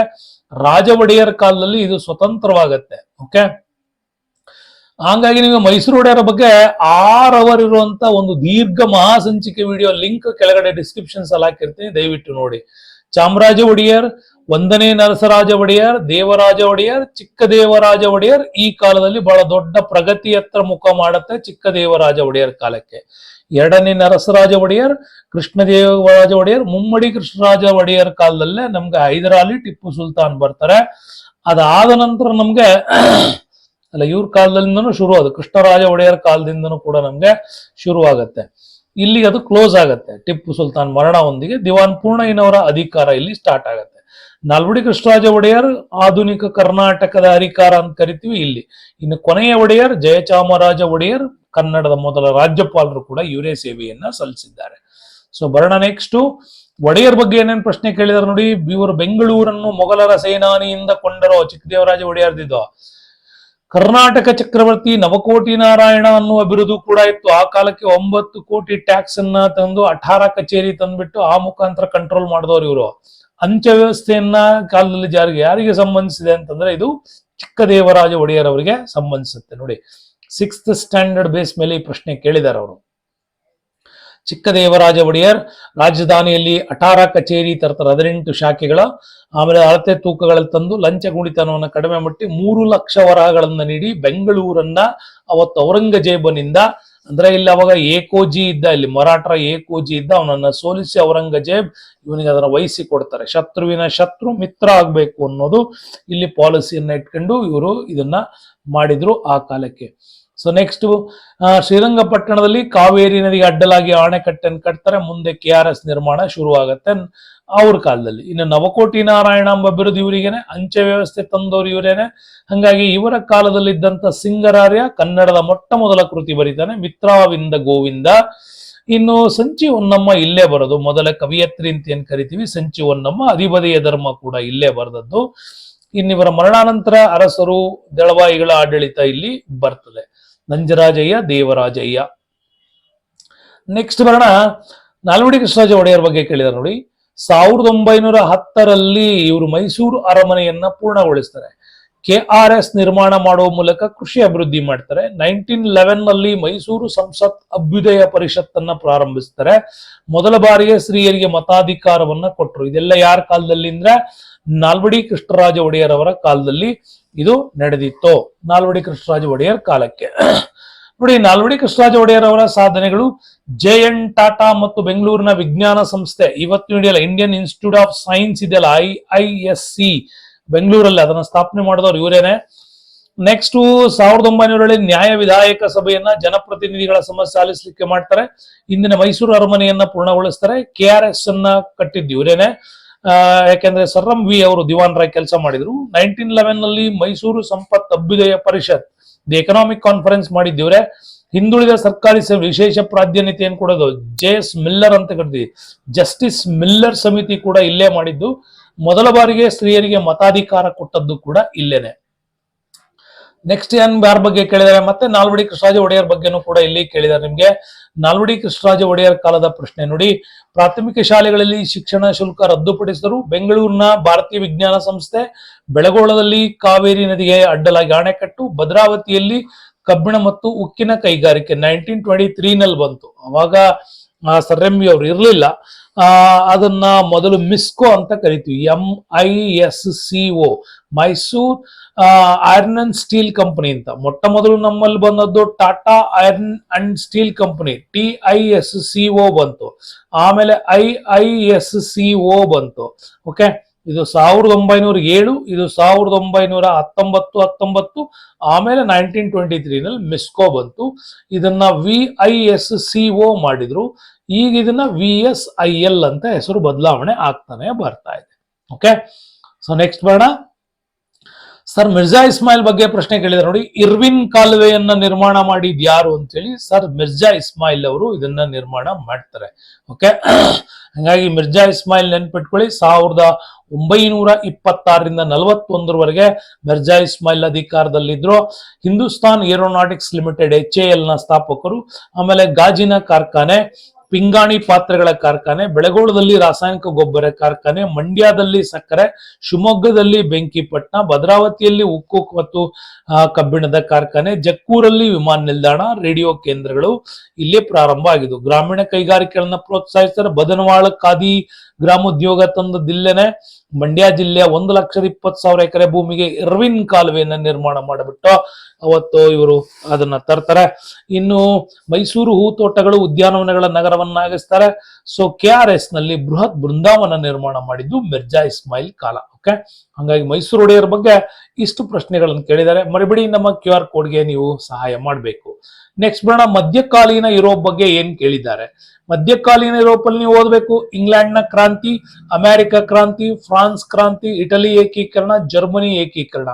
9th ಸ್ಟ್ಯಾಂಡರ್ಡ್ ಟೆಕ್ಸ್ಟ್ ಬುಕ್ಸ್ ಮತ್ತೆ 7th ಸ್ಟ್ಯಾಂಡರ್ಡ್ ಟೆಕ್ಸ್ಟ್ ಬುಕ್ಸ್ ಅನ್ನ ನೀವು ಆಧಾರವಾಗಿ ಇದನ್ನ ಓದಬೇಕಾಗತ್ತೆ. ಓಕೆ, ಇದ್ರ ಬಗ್ಗೆ ಏನ್ ಬಹಳ ಪ್ರಶ್ನೆಗಳು ಬರಲ್ಲ, ಬಂದಿದೆ. ಅದರಲ್ಲಿ ಸೋಷಿಯಲ್ ಕಾಂಟ್ರಾಕ್ಟ್ಸ್ ಈ ಗ್ರಂಥವನ್ನ ಬರೆದವರು ಯಾರು ಅಂತ ಕೇಳಿದ್ದಾರೆ. ರೂಸೋ ಇದನ್ನ ಬರೀತಾನೆ. ಯಾವ್ಯಾವ ಕೃತಿಗಳ ಬಗ್ಗೆ ಅವತ್ತು ಚರ್ಚೆ ನಡೆದಿತ್ತು ಅನ್ನೋದಾದ್ರೆ, ಫ್ರೆಂಚ್ ಚಿಂತಕರಲ್ಲಿ ಮಾಂಟೆಸ್ಕ್ಯೂ, ರೂಸೋ ಮತ್ತೆ ವಾಲ್ಟೇರ್ 3 ಜನ. ಮಾಂಟೆಸ್ಕ್ಯೂ ಬರೀತಾನೆ ಸ್ಪಿರಿಟ್ ಆಫ್ ಲಾಸ್, ರಾಜರ ದೈವದತ್ತ ಅಧಿಕಾರದ ಬಗ್ಗೆ ನಿರಾಧಾರ ಅಂತೇಳಿ ಟೀಕನೆ ಮಾಡ್ಬಿಟ್ಟು ಸಂವಿಧಾನ ರಾಜಪ್ರಭುತ್ವ ಬೇಕು ಅಂತ ಹೇಳ್ತಾರೆ. ರೂಸೋ ಸಾಮಾಜಿಕ ಒಪ್ಪಂದ ಅನ್ನೋ ಕೃತಿ. ಸೋಷಿಯಲ್ ಕಾಂಟ್ರಾಕ್ಟ್ ಅಲ್ಲಿ ಮಾನವ ಹುಟ್ಟುತ್ತಲೇ ಸ್ವತಂತ್ರನಾಗಿ ಜನಿಸ್ತಾನೆ, ಆ ನಂತರ ಎಲ್ಲ ಬಂದ ಸರಪಳಿಯಲ್ಲಿ ಒಳಗಾಗ್ತಾನೆ ಅನ್ನೋದು ರೂಸೋ ಸೋಷಿಯಲ್ ಕಾಂಟ್ರಾಕ್ಟ್. ವಾಲ್ಟೈರ್ ತುಂಬಾ ಪ್ರಚಲಿತವಾಗಿದ್ದಂತ ಏಕಾಚರಣೆ, ಅಂಧಶ್ರದ್ಧೆಯನ್ನ ಖಂಡಿಸಿ ಬರೀತಾನೆ. ರೋಮನ್ ಕ್ಯಾಥೋಲಿಕ್ ಚರ್ಚ್ ಅನ್ನ ಆತ ಖಂಡಿಸ್ತಾನೆ. ಹಂಗಾಗಿ ಮಾಂಟೆಸ್ಕ್ಯೂ, ರೂಸೋ, ವಾಲ್ಟೈರ್ ಅಧಿಕಾರದ ಹೋರಾಟದಲ್ಲಿ ಇವ್ರದ್ದು ಪ್ರಮುಖವಾಗಿ ಬರುತ್ತೆ. ನೆಕ್ಸ್ಟ್ ಅಡಾಲ್ಫ್ ಹಿಟ್ಲರ್ ಬಗ್ಗೆ ಕೇಳಿದ್ದಾರೆ. ನಿಮ್ಗೆ 2ನೇ ಮಹಾಯುದ್ಧದಲ್ಲಿ ಕೇಳಿರೋ ಪ್ರಶ್ನೆ. ಅಡಾಲ್ಫ್ ಹಿಟ್ಲರ್ನ ಸಾಮೂಹಿಕ ಕಗ್ಗೊಲೆಗಳನ್ನ ಹೀಗೆನ್ನುವರು ಅಂತ ಇದೆ. ಹಾಲೋಕಾಸ್ಟ್ 2022ರಲ್ಲಿ ಕೇಳಿದಾರೆ ಪ್ರಶ್ನೆ. 1933 ಇಂದ 45 ನಡೆದಂತ ಹಾಲೋಕಾಸ್ಟ್. ಯಾಕೆಂದ್ರೆ Adolf Hitler Aryans and non Aryans ಅನ್ನುವಂತ ಹೋರಾಟವನ್ನು ಶುರು ಮಾಡ್ತಾನೆ. ಆ ಹೋರಾಟವನ್ನ ಶುರು ಮಾಡಿದಾಗ ಒಂದು ಗಾಜಿನ ಇದ್ರೊಳಗೆ ಕೂಡ್ಬಿಟ್ಟು ಅವ್ರನ್ನ ಸಾಯಿಸ್ತಾನೆ. ಇದು ಒಂದು ದೊಡ್ಡ ಅವನ ಕ್ರೂರ ನೀತಿ ಇದು. ಮತ್ತೆ ಇವಂದೇ ಒಂದು ಪಕ್ಷ, ರಾಷ್ಟ್ರೀಯ ಸಮಾಜವಾದಿ ಪಕ್ಷ ಕಟ್ಟಿದವನಿದೆ. ಬ್ರೌನ್ ಶರ್ಟ್ಸ್ ಅನ್ನೋ ಸೇನೆಯನ್ನು ಕಟ್ಟಿದ್ದು ಇವನೇ. ಸ್ವಸ್ತಿಕ್ ಚಿಹ್ನೆಯನ್ನು ಮಾಡಿದವನು ಇವನೇ. ಓಕೆ, ಇನ್ನು ಮೈನ್ ಕ್ಯಾಂಪ್ ಇವನ ಒಂದು ಆಟೋಬಯೋಗ್ರಫಿ, ಇವನ ಆತ್ಮಚರಿತ್ರೆ ಮೈನ್ ಕ್ಯಾಂಪ್. ಇದು ಕೂಡ ನೀವು ನೆನ್ಪಿಟ್ಕೋಬೇಕು. ಇವ್ 4 ವಿಚಾರಗಳು ತುಂಬಾ ಇಂಪಾರ್ಟೆಂಟ್ ಆಗಿರ್ತವೆ ಇವನ ಒಂದು ಕಾಲಕ್ಕೆ. ಇವೆಲ್ಲ ನಿಮ್ಗೆ ಬಹಳ ಪ್ರಮುಖವಾಗಿ ಬೇಕಾಗ್ತವೆ ಸ್ನೇಹಿತರೆ. ಸೊ ನೆಕ್ಸ್ಟ್ಗೆ ಬರೋಣ ಏನಾಗಿದೆ ಅಂತೇಳಿ ನೀವು ನೋಡೋದಾದ್ರೆ, ಮುಂದಿನ ಪ್ರಶ್ನೆಯಲ್ಲಿ ಇಂಪಾರ್ಟೆಂಟ್ ಏನ್ ಕೇಳಿದ್ದಾರೆ ಅಂತಂದ್ರೆ, ಇದು ಕೂಡ ಇಂಪಾರ್ಟೆಂಟ್. ತೀನ್ ಮೂರ್ತಿ ಹೈಫಾ ಚೌಕ್ ಅಂತ. ತೀನ್ ಮೂರ್ತಿ ಹೈಫಾ ಚೌಕ್ ದೆಹಲಿಯಲ್ಲಿ ಇರ್ತಕ್ಕಂಥ ಒಂದು ಸರ್ಕಲ್ಗೆ ಹೆಸರು ನೀಡಲಾಗಿದೆ. ಯಾವಾಗ ನೋಡಿ, ಸೆಪ್ಟೆಂಬರ್ 23, 1918ರಲ್ಲಿ ಫಸ್ಟ್ ವರ್ಲ್ಡ್ ವಾರ್ ನಡೀತಾ ಇತ್ತು. ಆ ಫಸ್ಟ್ ವರ್ಲ್ಡ್ ವಾರ್ ನಡೆಯೋದಕ್ಕೆ ಇಂಗ್ಲೆಂಡ್ ನ ಪರವಾಗಿ ಭಾರತದ ಸೇನೆ ಹೋಗಿತ್ತು. ಅವಾಗ ಒಟೋವಾನ್ನ ಟರ್ಕಿಯ ವಿರುದ್ಧ ಹೋರಾಟ ಮಾಡೋದಕ್ಕೋಸ್ಕರವಾಗಿ ಹೈಫಾ ಪ್ರದೇಶವನ್ನ ಸುಲ್ತಾನ್ರಿಂದ ಮುಕ್ತಗೊಳಿಸಬೇಕು ಅನ್ನೋ ಕಾರಣಕ್ಕಾಗಿ ಇಲ್ಲಿ ಹೋರಾಟ ನಡೀತು. ಆಗ ಭಾರತೀಯ ಅಶ್ವದಳಗಳು ಇದರಲ್ಲಿ ಭಾಗವಹಿಸಿದ್ವು. ಈ ಸೈನಿಕರ ಸಹಾಯವನ್ನು ನೆನಪಿಸಲಿಕ್ಕಾಗಿ ದೆಹಲಿಗೆ ಆಗಮಿಸಿದಂತ ಸಂದರ್ಭದಲ್ಲಿ ಯಾರು ಇಸ್ರೇಲ್ನ ಪ್ರಧಾನಿ, ಈಗಲೂ ಕೂಡ ನೆತನ್ಯಾಹು ಭಾರತಕ್ಕೆ ಭೇಟಿ ನೀಡಿದ ಸಂದರ್ಭದಲ್ಲಿ ತೀನ್ ಮೂರ್ತಿ ಹೈಫಾ ಚೌಕ್ ಅನ್ನ ಅವಾಗ ಆ ಹೆಸರನ್ನ ಇಲ್ಲಿ ನಾಮಕರಣ ಮಾಡಲಾಯಿತು. ಓಕೆ, ಇದು ನಿಮ್ಗೆ ಮಧ್ಯಕಾಲೀನ ಭಾರತ ಇತಿಹಾಸದಲ್ಲಿ ಇಂಪಾರ್ಟೆಂಟ್ ಆಗಿ ಇಷ್ಟು ಪ್ರಶ್ನೆಗಳನ್ನ ಕೂಡ ಕೇಳಿದ್ದಾರೆ ಸ್ನೇಹಿತರೆ. ಮರಿಬೇಡಿ, ನಿಮ್ಮ ಟಿ ಗೆಲುವಿಗಾಗಿ ಮಧ್ಯಕಾಲೀನ ಭಾರತದ 1 ಶೋನಲ್ಲಿ ಅಷ್ಟು ಪ್ರಶ್ನೆಗಳನ್ನ ನಿಮ್ಗೋಸ್ಕರ ಕೊಟ್ಟಿದ್ದೀನಿ. ವಿಡಿಯೋಕ್ಕೆ ಧನ್ಯವಾದಗಳು. ಆದ್ರೆ QR ಕೋಡ್ ನ ಮರಿಬೇಡಿ. Okay, thank you, bye.